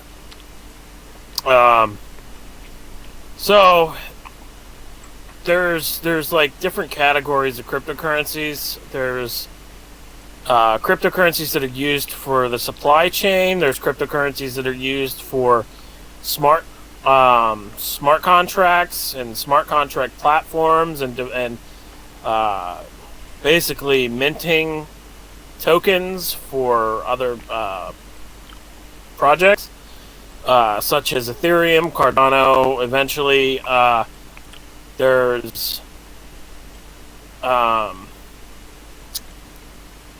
cryptocurrencies for AI related stuff. You know, there's cryptocurrencies for social engagement, cryptocurrencies for all sorts of different things, and like, it takes a while to kind of get to know the ecosystem of cryptocurrency, because there's over, I don't even know all the fucking cryptocurrencies, but there's over like 6,000 cryptocurrencies, and you gotta think, there's 6,000 cryptocurrencies, not all of those are going to survive. You know, like, but there's supply chains, there's, and I kind of think that the cryptocurrencies for supply chains are going to be worth something in the future, a lot more than they are now, because they're going to be working with large companies for supply chain logistics and settling supply chain. What it's called, a L-bar, I think it's called. It's a type of document that the supply chainer gives to the supplier when buying products. So I mean, like, there's a lot of growth there within the crypto industry in various different cryptocurrencies. But to get started, I mean, I would suggest just creating a Coinbase account or Kraken or anything if you're in the U.S. and buying crypto that way, and then buying whatever you want from there. Or, I would suggest just posting on on Hive, and growing a following over there and get cryptocurrency from there, and then from there you can transfer your crypto to whatever cryptocurrencies you want, start collecting. And there's all sorts of other different ways online that you can earn cryptocurrency. I mean, you can literally Google it and look it up, and search for ways to earn crypto online. You can earn crypto from surveys, posting, websites. I mean, watching a video you can earn crypto from. I mean, there's all sorts of different ways that you can earn cryptocurrency online now.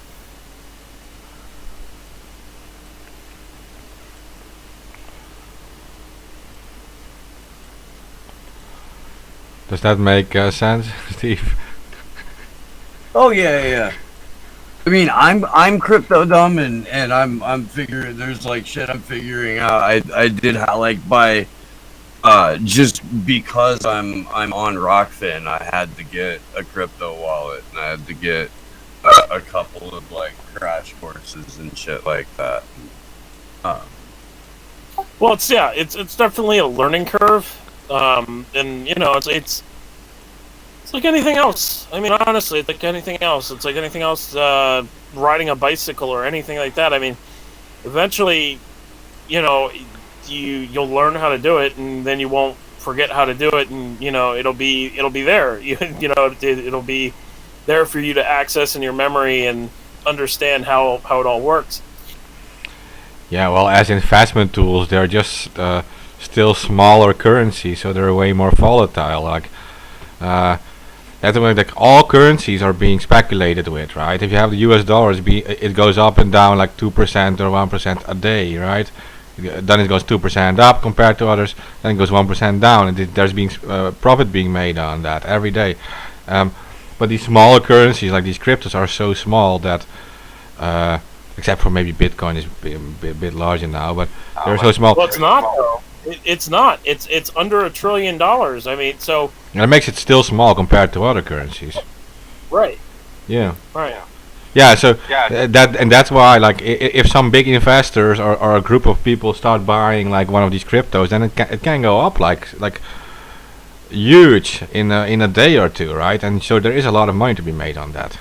That's true. Yeah. Yeah. I front run a lot of those big investors, and have gotten gains of like $5,000, $10,000 from just a $500 investment. And yeah, you're right. You're absolutely right. If you get into some of these cryptocurrencies that are under market cap value, maybe under 50 million market cap, anything under that is really risky. But if you get in, say, a crypto that is at like 10 million market cap, and it goes up to 100 million market cap, you've just made a shit ton of money easily. And it's because these cryptocurrencies don't have a lot of money behind them, that they move up so wildly and so rapidly. And especially Bitcoin is moving up so rapidly because it doesn't have a lot of money behind it. It has less than 1 trillion now. It did have $1 trillion a few weeks ago, but even $1 trillion market cap for a currency is not a lot. It's not a lot of money behind it. These bigger currencies, like country backed fiat currencies, right? They're trillions and trillions of dollars. So to move that is a lot harder than to move Bitcoin. And that's why Bitcoin is so volatile right now. And Bitcoin will probably get less volatile as it gets up to being worth $5 trillion or $10 trillion in a market cap. Because once it gets up to those big numbers, it'll be a lot harder to move the cryptocurrency, and a few 100,000 or 100 million being sold, it won't move the market down as it is now, because it's so easy to move the market both up and down from selling and buying. Yeah. Yeah. So yeah, 1 trillion is okay. It's not small anymore. It is about yeah, it's the size of our it's larger than the size of our economy. But like the U.S. economy is 21 trillion a year. So to compare that, that is just the yearly domestic product. It's 21 trillion. So it's Yeah, so if Bitcoin became $22 trillion, it would be worth more than the US dollar. yeah, exactly. And then you overpower the US dollar, but now it's already bigger than like our Dutch economy here is like 900 billion a year, so you're already bigger than Right. that. Yeah, Sweden has like 600, so you're almost twice the size of Sweden with Bitcoin, which is if you think about it, is huge. For like Yeah. yeah, for something that just was invented a few years ago, it's not twice the size of Sweden in value. Nothing has ever been created like this in our history yet. And, this technology can free people because of the way it works. Yeah, well, if it reaches 1.7 trillion, it overpowers Canada, and if it reaches 2.8, it overpowers UK. So I'm just saying, if it's already one, double the value, and it's more value than entire Canada, right? Yeah. But the thing is, though, that, moving the Canadian dollar or moving the US dollar in the stock market, or Forex market, I'm sorry, is a lot harder to do because of all the liquidity behind it on the Forex markets. Mm-hmm.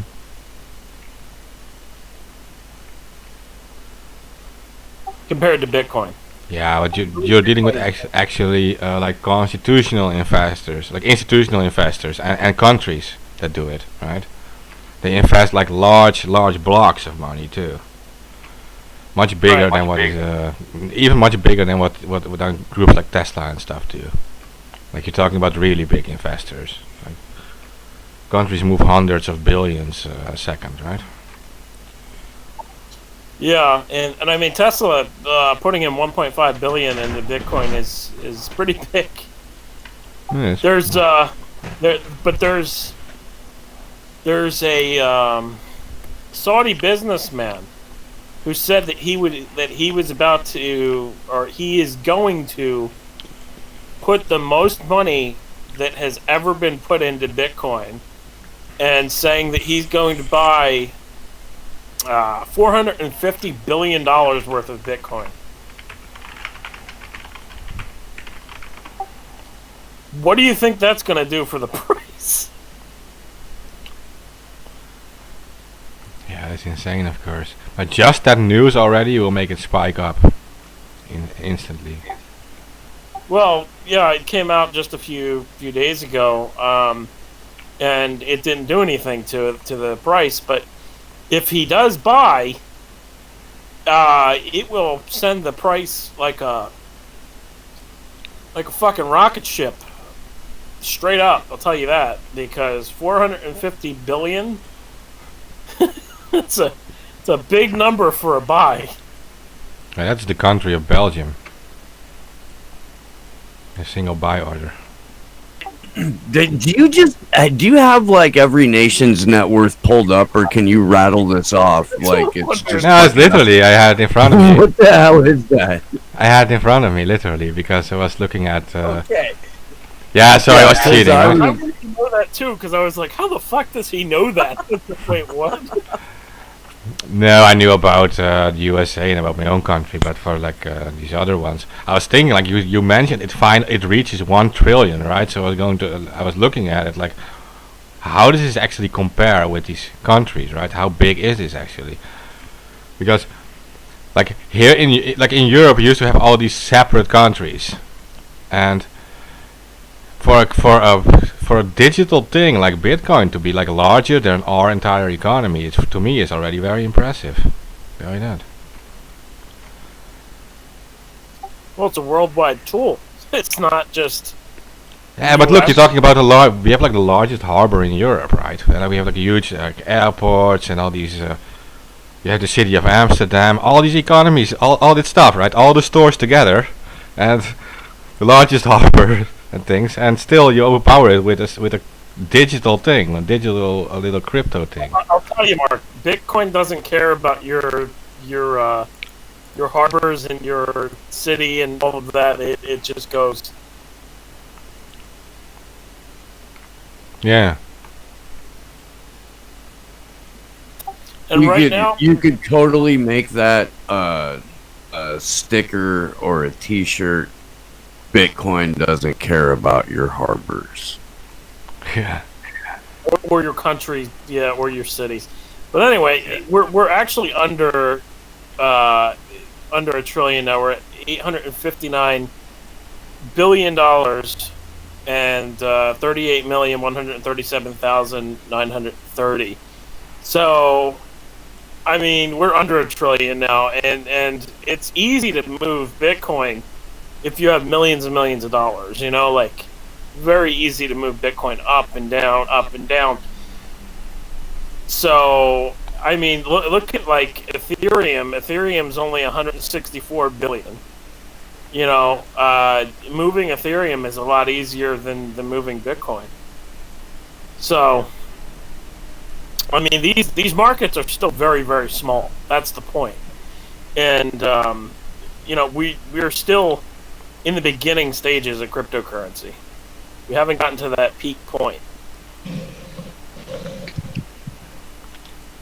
Yeah, so and that is why there's a lot of money to be made in theory. You can make a lot. You can lose a lot too, by the way, but you can make a lot of money, definitely. Like about a coin. Yeah, you can lose a lot if you don't read the chart and you just buy the all-time high.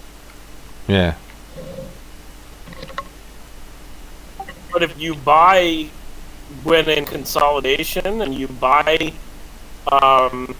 dips, you're pretty much, you should be good. But you know, it's all about self-education and educating yourself on how markets work and buying low and selling high. And I mean, with crypto, to be honest, some of these cryptocurrencies, it's just buy and hold for a couple years. I mean, there's no real reason to jump out and sell as it pumps up. I mean, that's not how majority of us are getting quote-unquote crypto rich, because, you know, like, these technologies, again, they're very small in market cap. And, you know, some of these you can hold for about 5-10 years and, you know, you'll be fine. Okay.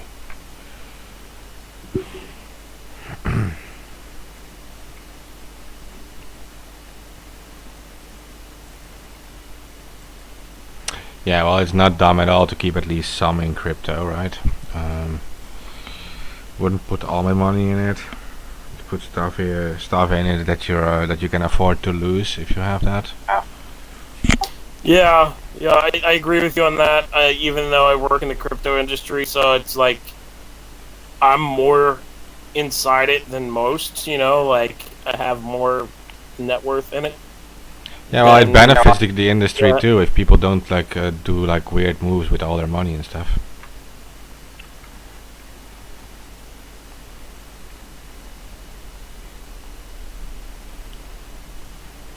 Well, I mean, you can live off of crypto now. I mean, it's fully possible. I was doing it in 2017 and 2018,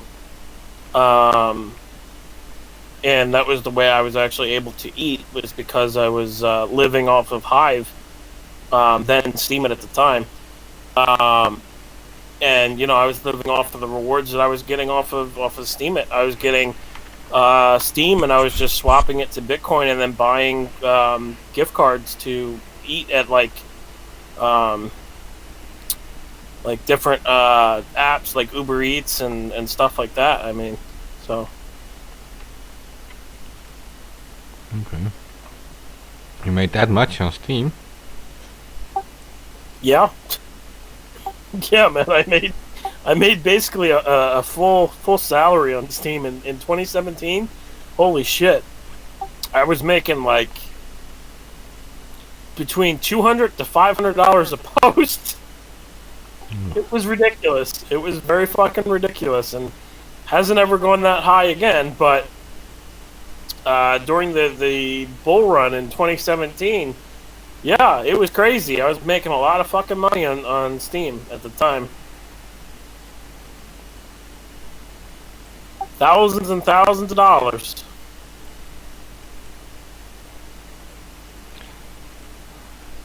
Yeah, that allows you to become independent with crypto, definitely. Because you can decide yourself when you write something, so you have some control over that. As long as Steam or Hive keeps the value. People don't do weird stuff with it. Well, yeah, but that's the thing, though. If you have everybody dumping at the same time trying to cash out, I mean, but a lot of these people, they power up. The way Hive and Steam at work is that there's a power-up function, so it gives you more voting power if you power up. And in turn, if you power up, you also get more curation rewards. So a lot of these big whales on Hive, they're only selling what they get back in curation rewards. Yeah. It's passive income. That's another thing with crypto too, is there's so many platforms out there where you can get passive income. And like, to a lot of people that's big. Like that's a big thing, that you can get passive income by using some of these platforms, by staking cryptocurrency. There's various different cryptocurrencies that you can stake, and you can get passive income either monthly, yearly, or weekly. And you can get crypto that you can then kind of compound interest on, and your stake goes higher and higher, and you keep earning more and more as you keep on putting more to the stake. So I mean, crypto, it can change the world in a lot of different ways. It can make things a lot more equal for various different people in the world.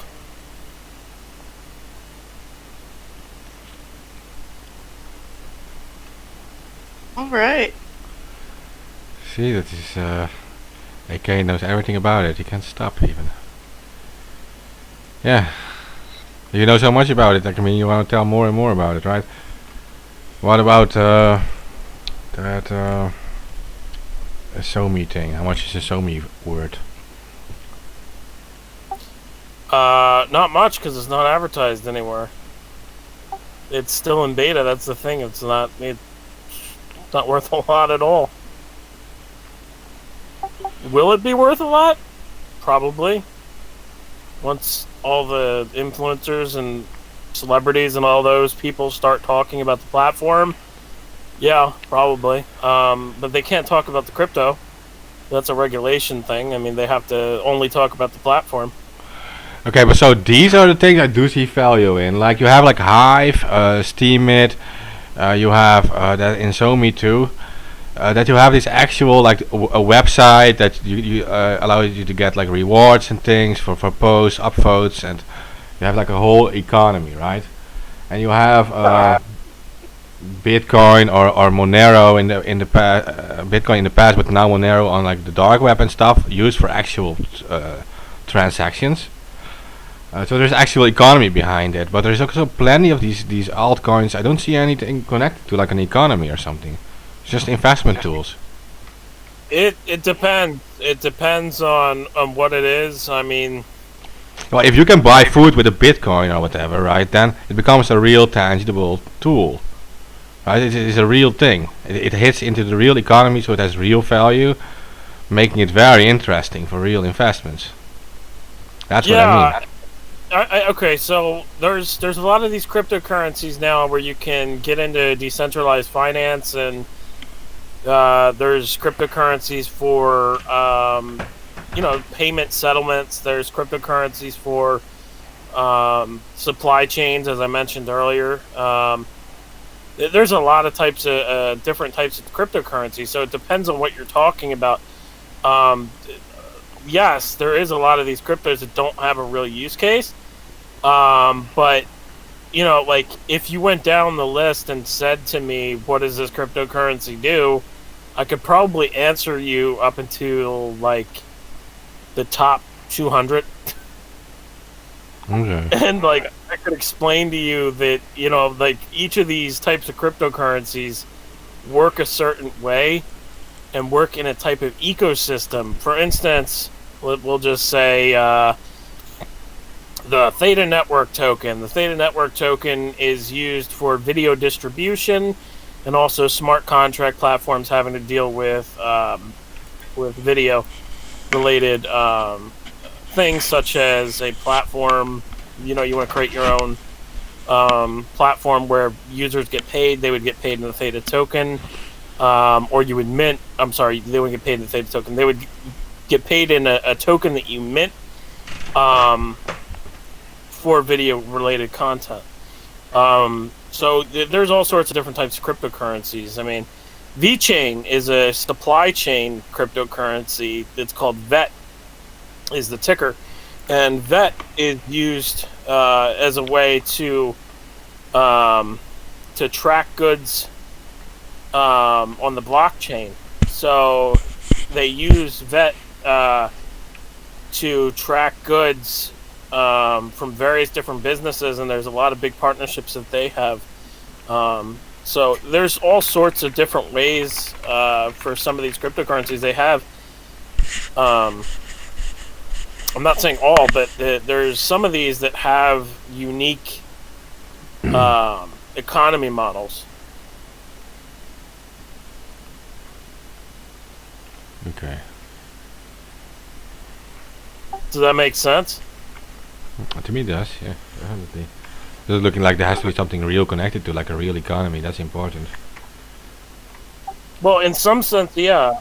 It depends on what it is, but yes, in order for it to thrive, it has to be used. It can't just not be used and just sit there. Well, if you ever want to replace a fiat currency, you need it to be used. You need to get it from an ATM. You need to buy groceries with it, and if that's possible, it can replace a US dollar.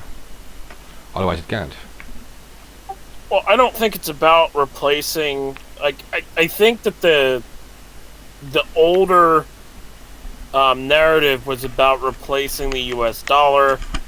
I don't think that that's the current narrative. I think what we're going through is like hyper tokenization, where everything is getting tokenized, and everybody will be able to use a product or a service by using a token essentially as a key to unlock to that service.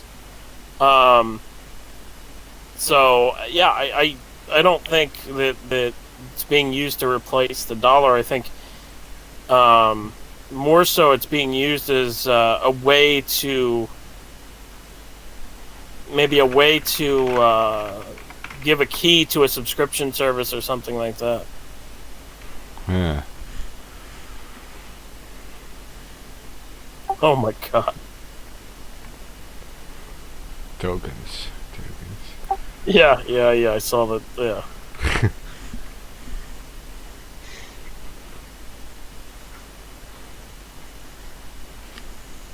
I hear Glory laughing.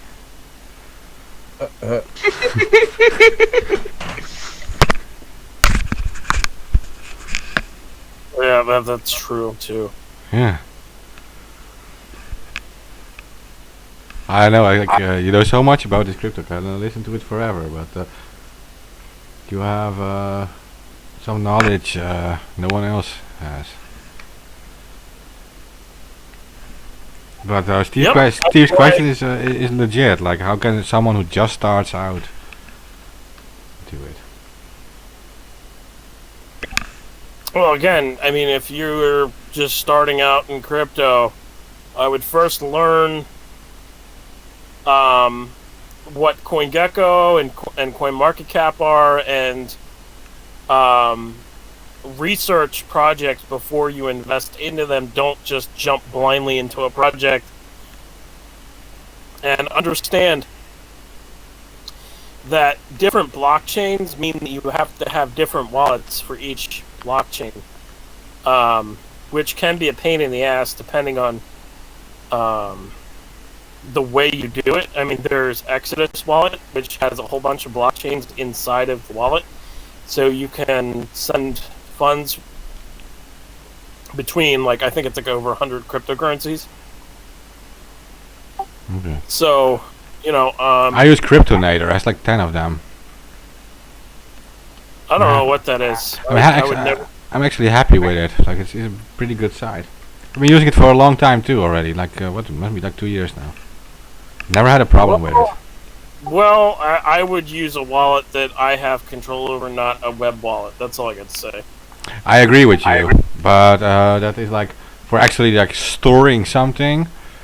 Maybe you do that, but like for like stuff you actively use for like trading, like you can use like thing like Cryptonator. But yeah, that's up to you. Like, it's just so fast, and you can also instantly switch like between like the crypto. Like, you have like Litecoin, Dogecoin, Bitcoin. Like instantly, you can exchange between it like, in seconds. Yeah, you can do the same thing on Exodus as well, and it's a software wallet, and you can also use a hardware wallet with Exodus as well. And if you are going to buy a lot of money worth of cryptocurrency, I highly recommend a hardware wallet. And make sure when you get your hardware wallet that it comes directly from the hardware manufacturer. Otherwise, somebody can fuck with your wallet and can literally get your private keys from the wallet and steal all your funds, and you won't have fun in crypto. It's a whole new world of paranoia. Yeah. It actually becomes valuable now, right? And there's so much value in it. Okay. Remember when Bitcoin was like 14 cents or something? That was completely useless. I thought it was total crap. Yeah, that was about the time when I was mining it, and was able to get a decent amount of Bitcoin. Probably it was like somewhere upwards to 100 plus, but I mean, I'd just say 100 just to make it easy. I mean, I was mining it in 2010, 2011, and probably into 2012, early 2012, until my hard drive died. And then, I lost everything, and rip. Yeah. So because there's 100 Bitcoin plus out there that will never, ever, ever, ever be recovered by anybody, and it's just a black hole, and it's lost forever. Yeah. Aww. Sad, right? Very sad, especially for me, because it would be $5 million.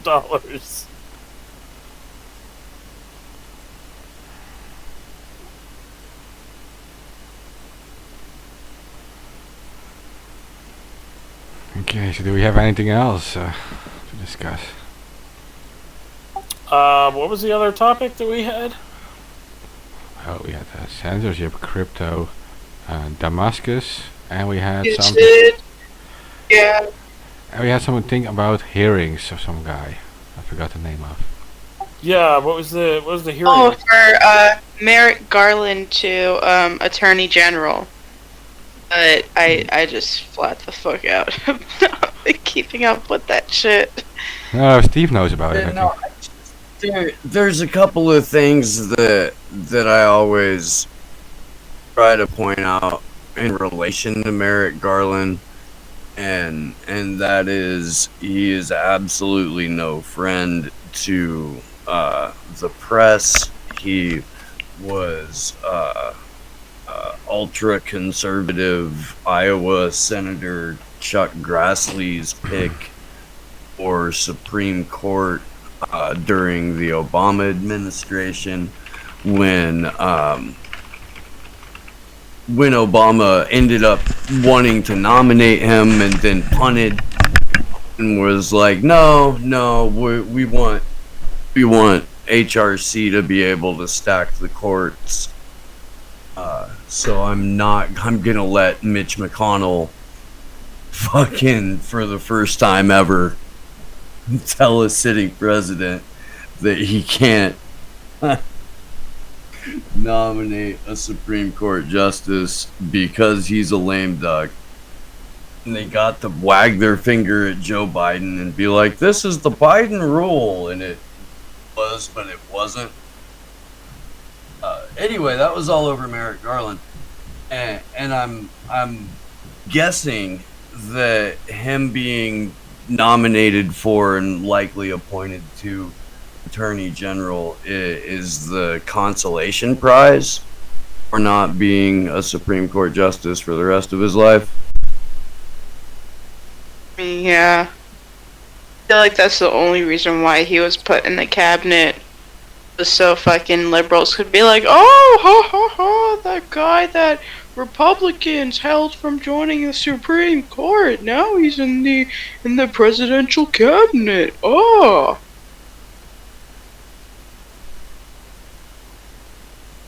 Chumps.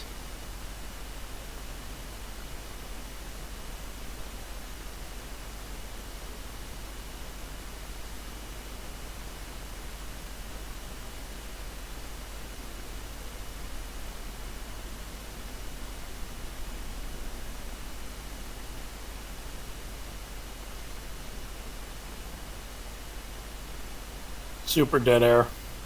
Okay, yeah, I almost thought I was tripping, but like, yeah. I mean, well, Oh, that's because Mark City. I didn't realize that Mark City beer backs cigarettes. Okay. Yeah, because it got to a point where I was just like, is there something wrong with my Discord? Like, Hey, Mark. It's time to quit the cancer sticks. I do have a tobacco vape pen now, but I haven't bought a pack of smokes since January 5th. good job, Steve! I feel pretty fucking good about that because I would go like upwards of 2 packs a day. Yeah, that's when it starts to get to the point where it's like, all right, I'm killing myself. 2 packs a day. All of this going into go my through like 3 of these pens a week, which has cut what I spend on smokes by fuck, dude, almost 3 times. Good job. I was probably spending I was probably spending about $140 a week on smokes. Yeah, Mark, since you're now back, Yeah. we were talking about how to help you quit the cancer sticks.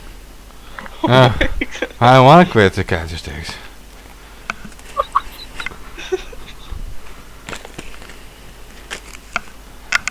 No, it's a leftover from when I was smoking a lot of weed. Started smoking in like 2016, and then yeah, I became hooked to cigarettes. To be honest, it's probably not much better.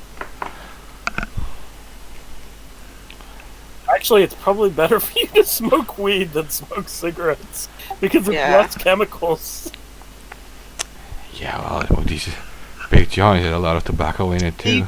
And THC over nicotine all day, guys.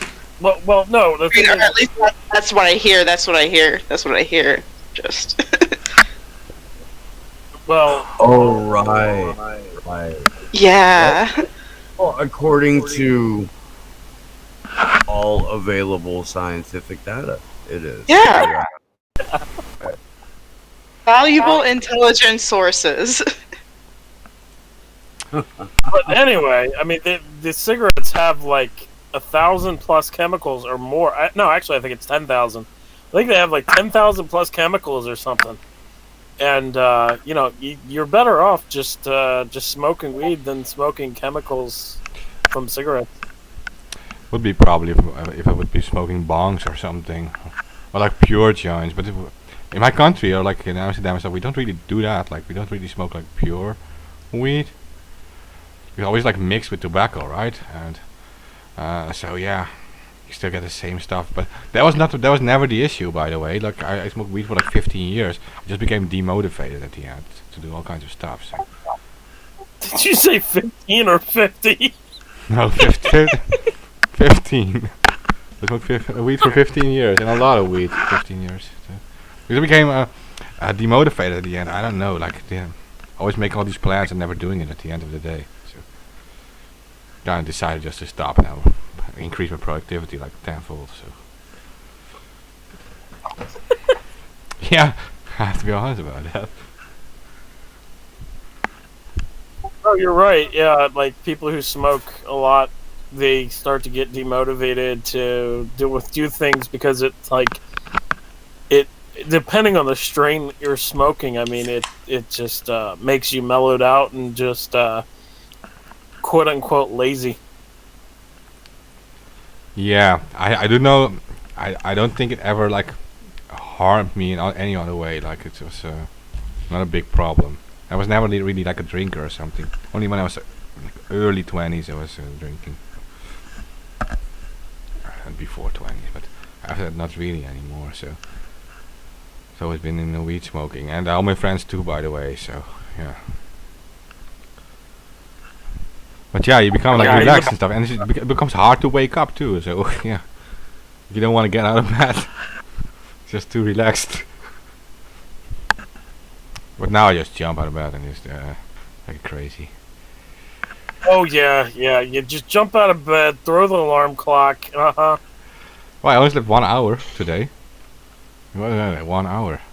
You just slept like Did you say you slept 1 hour? Yeah, I only slept like 1 hour today. Like no, when I was smoking weed, I would sleep like 10 hours easily. Oh fuck, maybe you need to. I mean, shit. Yeah, it helps Only 1 push you to hour. sleep. It does help make you sleep. Yeah, I mean, damn, if you only slept I mean, 1 that's- hour, I didn't know that. Yeah, I mean that's what my credible sources say. Yeah. Yeah, well, I would always prefer smoking weed over like, yeah, just like drinking a lot. So, in that sense, I hope that the weed gets fully legalized in your country everywhere. Fast. And that people start doing that instead of, yeah, getting drunk all day. Well, they know that they're never going to lift these lockdowns. They know that there's always going to be a reason to shut people at home, and they saw how sales of cannabis fucking just skyrocketed over the last year. Yeah. And honestly, they're now setting up a agency for tracking Ebola. They believe Ebola is going to be a pandemic. Ebola. Okay, well that's an actual real disease, but it can only be transmitted through blood, right? No. Oh. I thought it was that was the case. I was hoping for it. It was still the case. No, it can be transmitted just as easily as COVID. Are you saying it? Ebola is nasty, man. Like Ebola will make your eyes bleed. Yeah, it does. I've seen that. It's like a hit rate of over 50%. Like a kill rate of over 50%. Yep.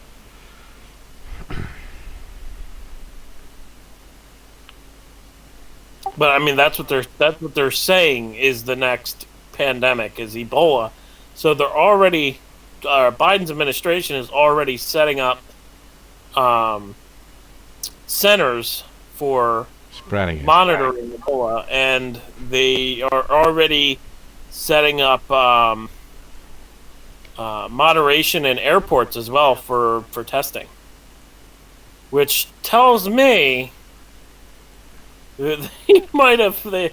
If they're setting up testing like that, it tells me that they might be fearing that Ebola got into the U.S. Or it's either fearing that it got into the U.S. or proactive measures.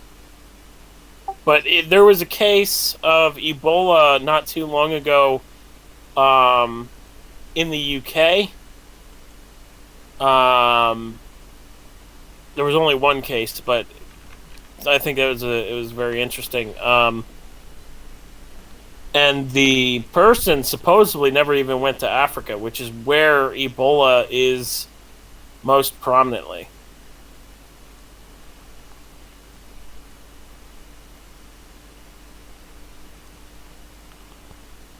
So I think they're preparing for an Ebola outbreak, essentially. They're causing it. Okay. You never know these days.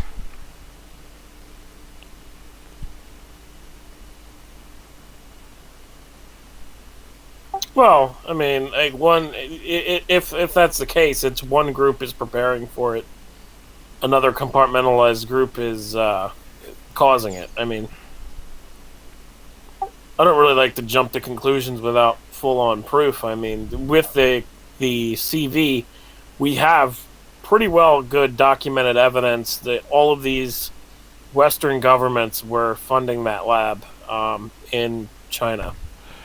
Hey, so a dingo maybe says there is always a bad hiss on the mic, but I can't hear it when I listen to the stream. I listen back to it all the time, and I don't hear it. Hiss?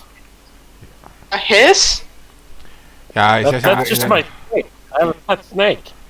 someone says in the Rockfin chat, says someone always has a bad hiss on their mic in the streams, and Steve says it's on Lover's End. I think he's also in the Netherlands, so it could be just. I don't know, man. Maybe the only thing I could think of is it might be on the streaming end of it, but or through Restream or whatever. Yeah, but I do It's listen my back to pet it, but I snake. never really hear something weird. I don't know. I'm still trying to quite figure out what's meant by a hiss. Like, Again, it's my pet snake. Leave him alone. Okay, it could be. oh, I'm impressed that you have a pet snake not being in Florida. Yeah, he's in a cage next to me. Yeah. It was like a thing when I was in like what, 4th grade back in Florida for like a while when the Burmese python first came to the Everglades as an invasive species, and there was like this huge thing where it was like, oh, alligators versus python, who's gonna win? And so like, you know, me and my little 4th grade class, we did like this little project where we tried to find like encounters between pythons and alligators, and turns out there was one where like both of them died because like the alligator got swallowed whole by the python, but then like before the alligator died, like it thrashed around and like kind of burst the python from inside its stomach. So yeah, that's a nice Florida girl tangent for you. Yeah, I will never have a python. That's all I got to say.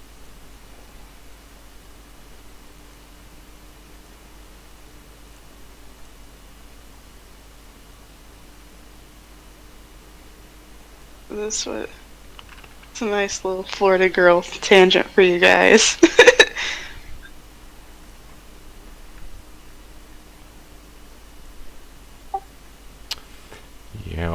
don't really have those things here. We have in zoos we have them. Yeah, you're lucky you don't have snakes.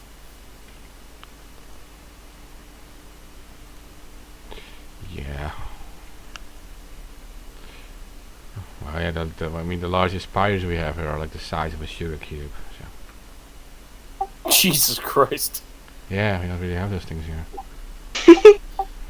My uncle has a Komodo dragon in his garage, and when I was smaller, like I went to open up the garage, and he was like, "No, don't go in there!" And I fucking opened it up. There was a fucking big ass dragon in the fucking garage, and like, holy shit, man! I almost became his dinner. He kept a fucking Komodo dragon in his garage, which, by the way, was illegal. That's all I got to say about that. But holy shit, man, that thing is huge. Like, fucking its tail was goddamn half the room. No joke. That thing was like a whip. And I opened up that fucking door, and that thing went like, and made a, you talk about a hissing sound? Holy shit. It's like dinosaurs. Yeah! Yeah, like a dinosaur. Yeah, exactly. Exactly that. Like a fucking dinosaur. And it had big teeth like a dinosaur. And a long tongue like a dinosaur. And I closed that fucking door so fast. Whew. But I was like, what the fuck? Why are you keeping a goddamn dragon in your garage? Yeah. Why did they? Oh damn! Yeah. Oh, He he just just proper dinosaurs. And the other I briefly went to Purdue University, and one of my friends lived in the Cary Quadrangle dormitory, and they had like 3 beds in a freaking broom closet where everybody was supposed to also have a desk and do work, and there was, like one little closet in the spot, and one of the dudes that lived there had a legit baby alligator. Aww. Yeah, so the alligator obviously did not stay a baby. And it became increasingly more difficult for him to keep and hide alligator. What the fuck? Hiding a fucking alligator in a closet?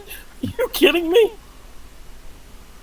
Well, while they were there, they would, take the alligator out if they had a little like elaborate system of only having the alligator where it could quickly be hidden. There were people like on guard duty for the RA, and fucking if somebody was like a known snitch, they couldn't come in the room and shit like that, dude. But he kept it up for about 5 months before the little baby gator got too big, and he ended up having to take it up to Chicago. He fucking, first of all, the kid tries to take it to like an exotic animal shop, all like, hey, I go to college and I found this alligator wandering around my dorm room. This alligator wandering around. In the middle Behind of the counter is like, yeah, I'm gonna call animal control right now.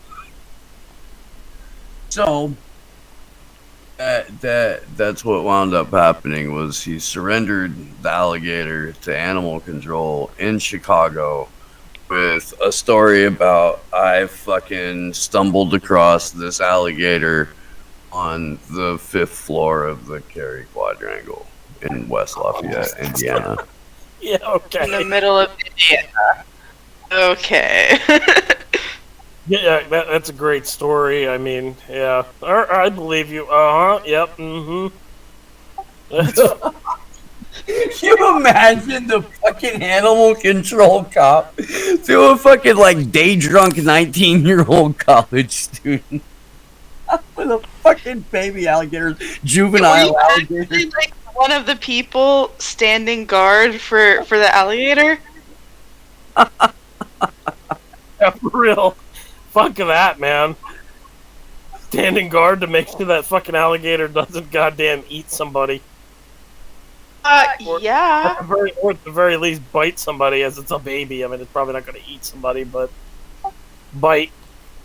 That's how I'd fucking cure my homesickness. Like, shoot, this reminds me of the fucking Everglades. I'm down.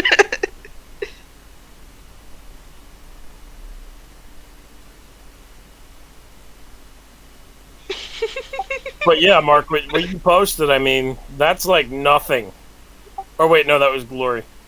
Well, whoever posted it, anyway, like that is nothing compared to what was in his fucking garage. Nothing. That is like a baby. A goddamn Komodo dragon was so fucking huge. I thought it was a goddamn dragon in his garage. Like, it was big. It was like the size of a fucking car, and its tail was long.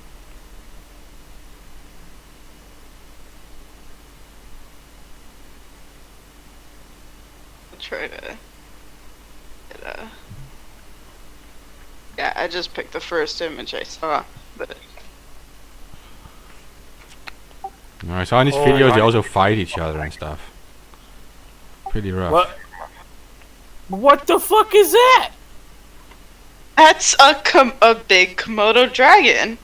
That is a really big Komodo dragon. You are not bullshitting. Oh, That this is a the Komodo dragon. the size of a car. Yeah, like I said, he was the size of a fucking car, standing up, all fours, standing up, fucking size of a car, tail fucking long as shit, like, oh my god, like, huge, fucking huge tail. What did you do? Did you like run away? There were a couple of Polish brothers.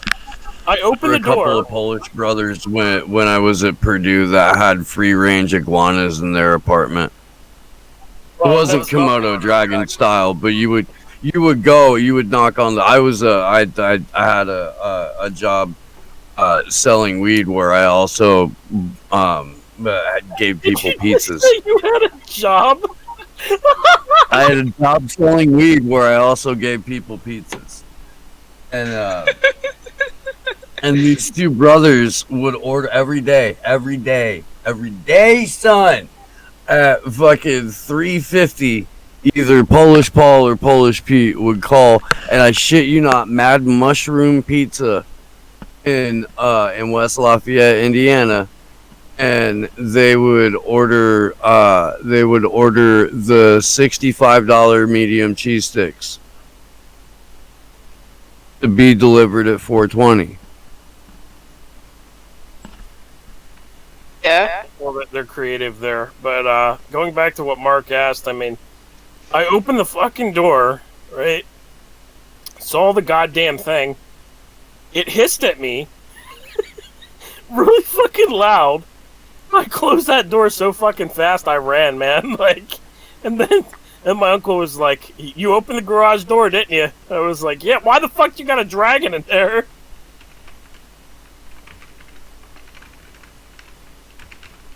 Fair enough. Yeah. You know they run about 20 miles an hour. Yeah, I pretty much almost shit my pants, man. Like, that thing was huge. So they will run as fast. Yeah, like Komodo dragons and lizards and alligators, like they're fast. Well, You be chilling, but like when they want to go, they be sliding. I mean, it wasn't like he was coming at me. He just hissed really loud. He was big, so I just ran. probably did a wise Wise job. Yeah. Yeah, probably a wise decision, right? Because I probably would have gotten eaten by it. Yeah. Wouldn't be crypto trading right now. Yeah.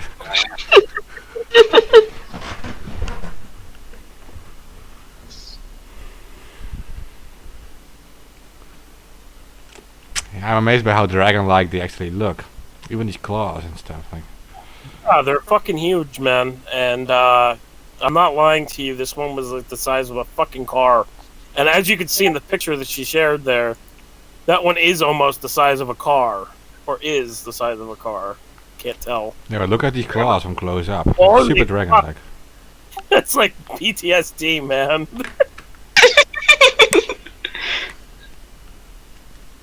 No, that's like PTSD. Those are fucking big claws. Reminds me of the goddamn thing. Wow, beautiful creatures, though. Until they want you for your dinner, as their dinner.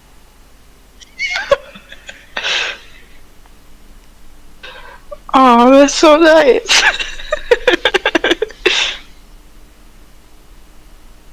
Shout out to David McBride, Australian whistleblower, beleaguered Australian whistleblower,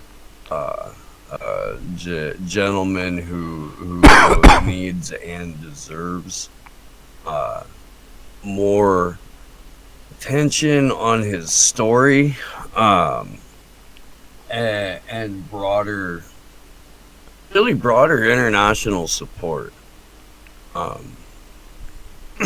Kind enough to stop by ABB earlier today again.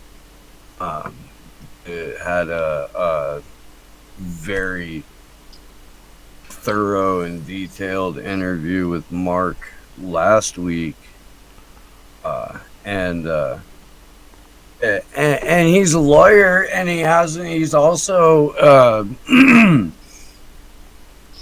he's also, fighting for his life, and he hasn't been able to give interviews in a number of months. So he's chatty, which is great for us. I just wanna acknowledge that he said that Glory was the meme queen. Yeah, I kind of threw her under. I threw her under the bus before the show already.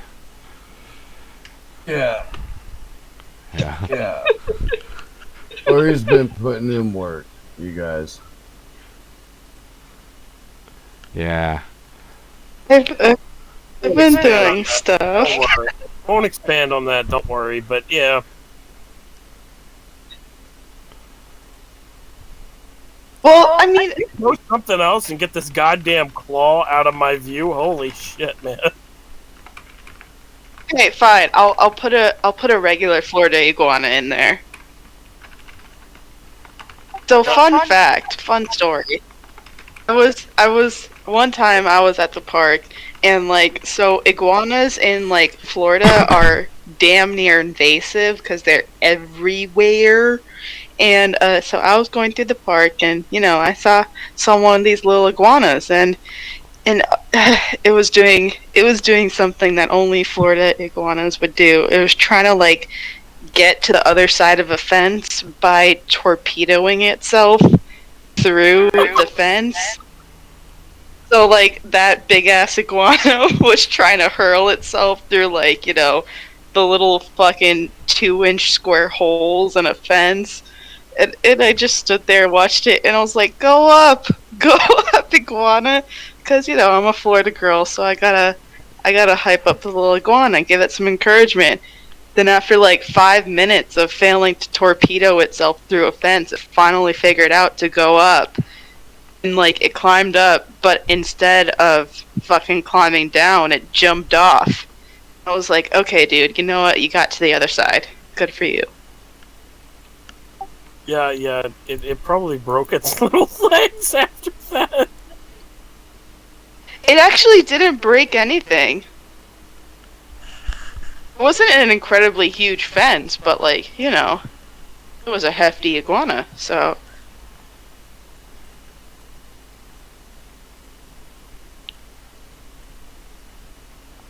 I've seen armadillos too, Miss Tree.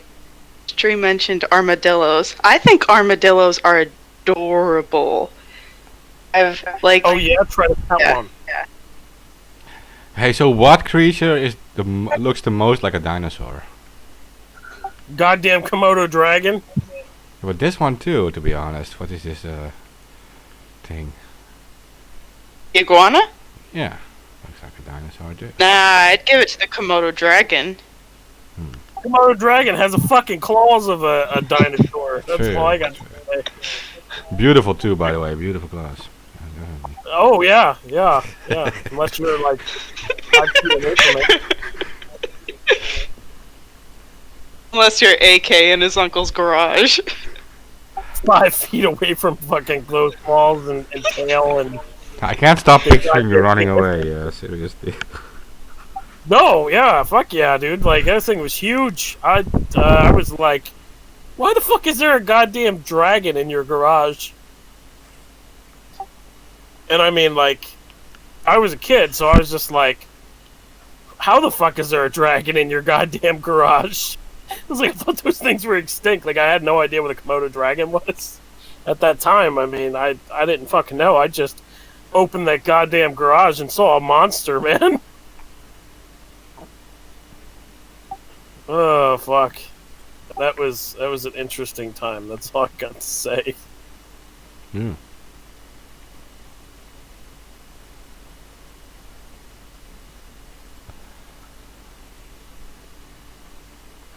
Yeah, I don't know. We only have cats here, like in the wild. Yeah, okay. You only have cats. Yeah, they roam the streets like in gangs and stuff. Street just cats. little cat gangs. Cat gangs.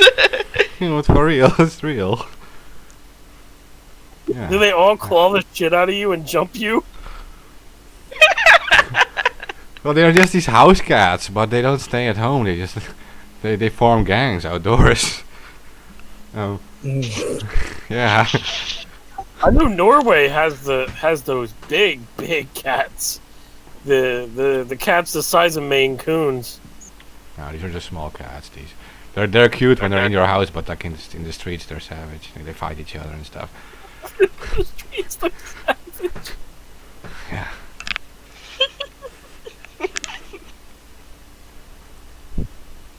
Oh god.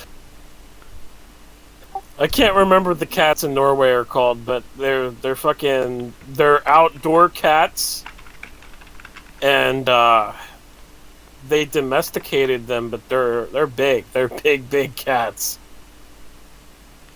like the size of a fucking lion. You know, the ones you're talking about, they're fucking enormous. I can't remember what the... I see Norwegian forest what's the cat. name. They're big, and they are red or gray, and they are freaking huge, and they are the size of a lion or leopard or any of those big cats. They are that size, but they're domesticated. Most of them, So like except the ones wild. a panther, because I feel like that's what you're describing, but No, it's not a panther. It's a cat that's kind of domesticated. It's yeah, domesticated. a panther is a cat. A panther is not Oh, domesticated. yeah, it is. No. But... It's a If you Norwegian can forest domesticate- cat. If you can I domesticate, mean, unless you like Mike Tyson. is that what it was? I Forest once cat? saw a Yeah, this one's a I Norwegian. once saw a domesticated wolf in California. No, that's not it. Oh, this is a Norwegian forest cat. Twinkie the kitty. Oh my god. It's named fucking Twinkie, and it's the size of. Where the fuck? How is he holding that goddamn cat up? Where's his other hand? It's in a harness. You can't see the fucking guy wires. I don't know, man. That's a huge cat. That's not the cat, but it's close. He's big enough to be supplemented to be the other cat. This one? It is Norwegian. This one? Thing. Are these ones? That's not it either. No. That's a fucking. Oh my god. No, Glory Jones, that is not the cat. It's a fucking lion.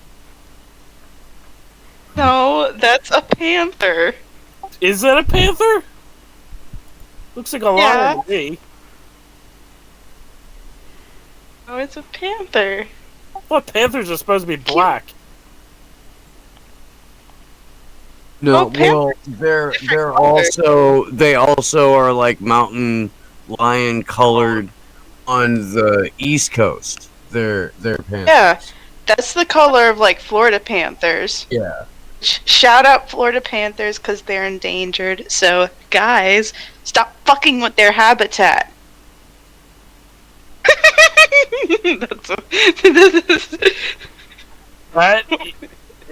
That is a fluffy kitty in the snow. Well, that's also a Norwegian forest cat. Yeah, it is a Norwegian forest cat. What I did is I typed in giant fluffy Norwegian cat.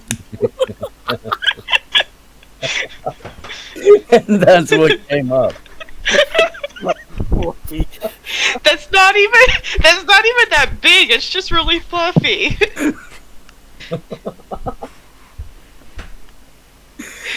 Oh man, Whoa. this is the kind of finely honed researching skills. Giant fluffy cat. Search. Norwegian cat, I was location specific. You're right. Yeah, I forgot Norwegian.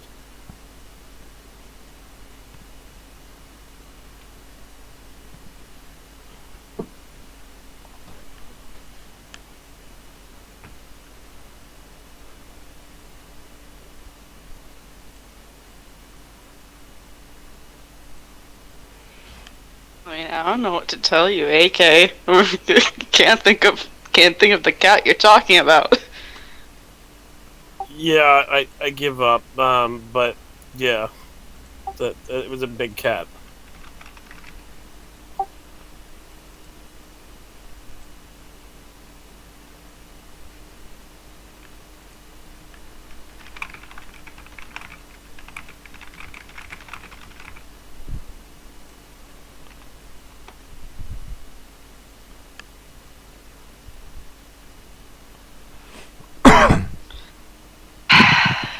I think we've run out of topics here. And it's good to run out of topics here.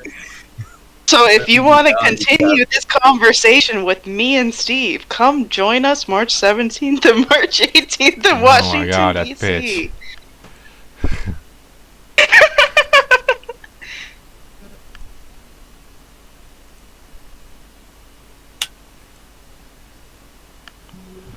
Okay, well that's it, I guess. Except for the cats, we're like having like that there, I guess. So. Yeah, Glory and I will be on tomorrow at 6 o'clock on the East Coast and 3 o'clock on the West Coast. I've got an interview with Redneckonomics tomorrow. Okay. Ooh, what time, Steve? 7 my time, but I don't know if she live streams or not. I've never done that show before. Ooh, sounds fun. Big up, Stevie. Yeah, Stevie's awesome. I'm looking forward Yeah. to that. Steve and Stevie.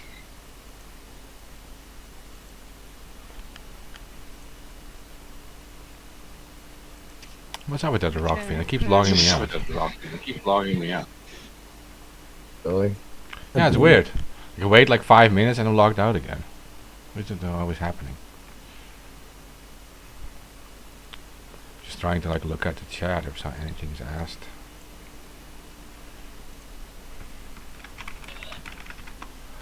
Yeah. bugs.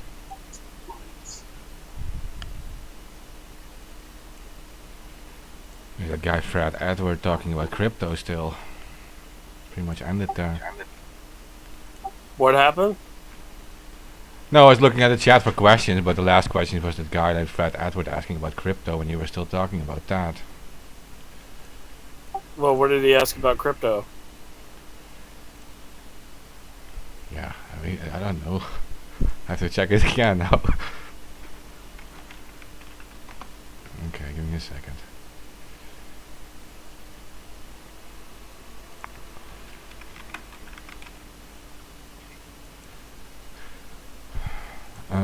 Okay. Hard to move ETH to RAE. Kyber swap fee was double my value. At least that's what customer support claimed the problem. Hard to move Ethereum. ETH. What? Ethereum to RAE. What is that? Oh, Ray. that's Ray. That's Rockfin, right, Steve? Yeah. Yep, that would be a problem Yeah, because they'll that's- build on Ethereum, and Ethereum's fees are out the ass. So, yeah, doesn't surprise me.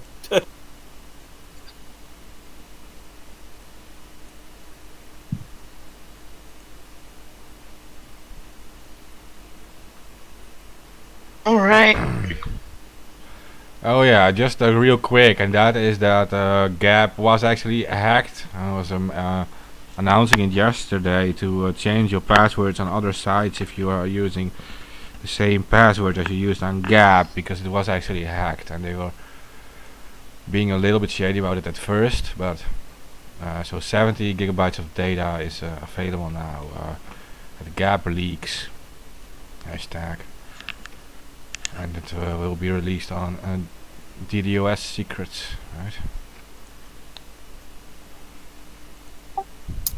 Oh, really? Yeah.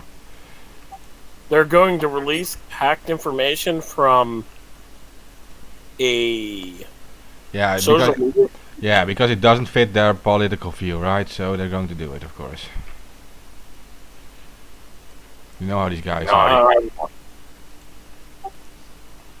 I wonder how that one's going to go. I mean, it's one thing to release public information, but to release people's private login information, I mean, you're stepping on some thin eggshells there. Yeah, I'm not happy about it either, because they're just attacking that because they have a different political opinion, these people at Gap. And I don't have the same opinion as these Gap people, but it's just... There are white supremacists on there, but I mean, not everybody on there is a white supremacist. So I mean, should you group them all together just because they're using Gab? I mean, I don't know, man. See, that's what I mean too. They're attacking different political opinions, and in this case, it's the pro-Trump or like the right wing they're attacking, and you don't have to have the same political opinion as them to protect their speech. I don't get that. You have to protect them because then they have to protect yours. That's how it works, free speech. Like if you don't defend, like you can't just defend your own speech, because then you're not defending free speech, right? You're defending just your own opinion. Right, but they want their opinion to be okay, and anybody else's to be not. You know, like it's just so ridiculous. And I mean, I knew that there was a hack coming for Gap. I mean, I know essentially that all that shit was going to go down, but I mean, just like the whole Parler hack happened. I mean, yeah. Oh yeah, when that happened, yeah, that was interesting. Yeah, well, there's a big chance that the same exploit is usable on Mastodon. So you're saying, why is Mastodon not hacked? Yeah. The Gap uses a Mastodon script, a little bit changed, but it's probably it's probably a similar exploit, if not the same exploit that was used on Parler. I just know that people were going probing on Gab after the whole Parler hack thing happened, and I mean, Whatever. I mean, the way that these social networks are setting up their security is pathetic. They're not putting in any type of mitigation methods for security the way that they could, and isolating different services on the social network as they should be. They are just kind of using a script from Mastodon and setting up that way, and they're not, doing proper security. So, I mean, it is what it is, but, I mean, releasing it on DDoS secrets, now that's interesting. Shady. Yeah. Yeah. Yeah, I mean, the thing is, like, again, releasing police information and how the police brutalized protesters and spied on people and all that stuff, I mean, great. It's good. That's good information. Now, releasing private details of various different people who used a social media site, emails, passwords, all of that jazz. That's crossing a dangerous line there. I mean, they could get some type of action against them for that. I mean, I thought they were going to have action against them for the police stuff, but that kind of fizzled out.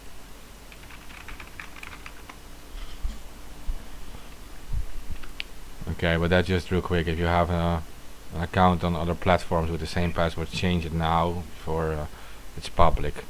It is probably already in the hands of journalists now, so just saying.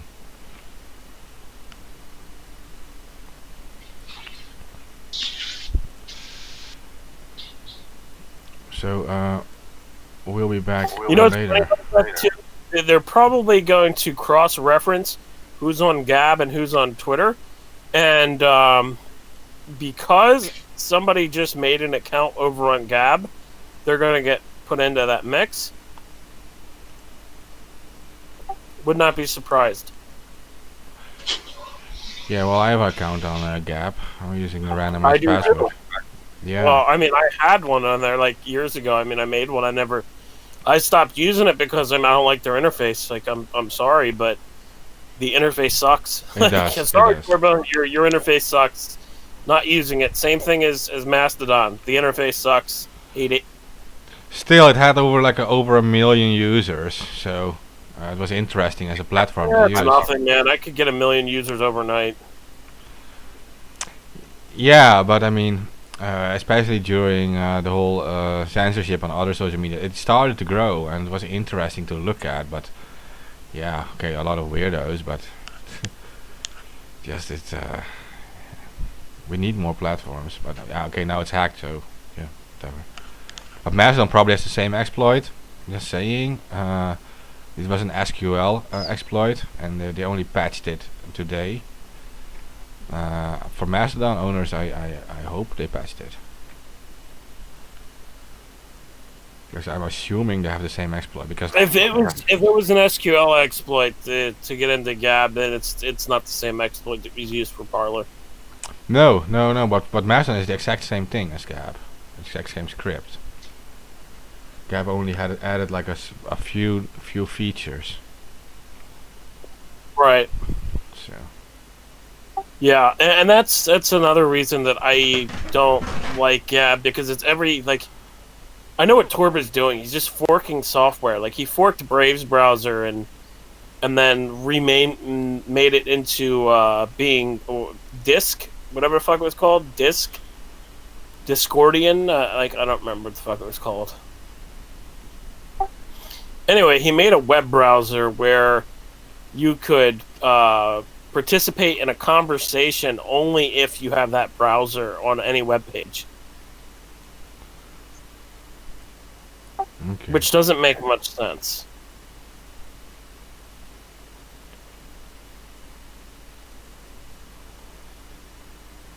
Like, if you were going to do that, you should build a plugin, not fucking fork a whole browser, Brave browser, you know?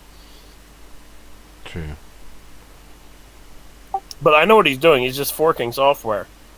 And, forking software and then commercializing it is not, in my opinion, I don't like it.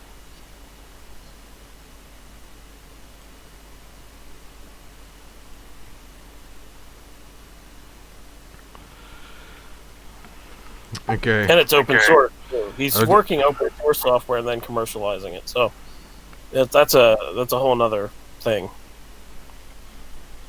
Yeah.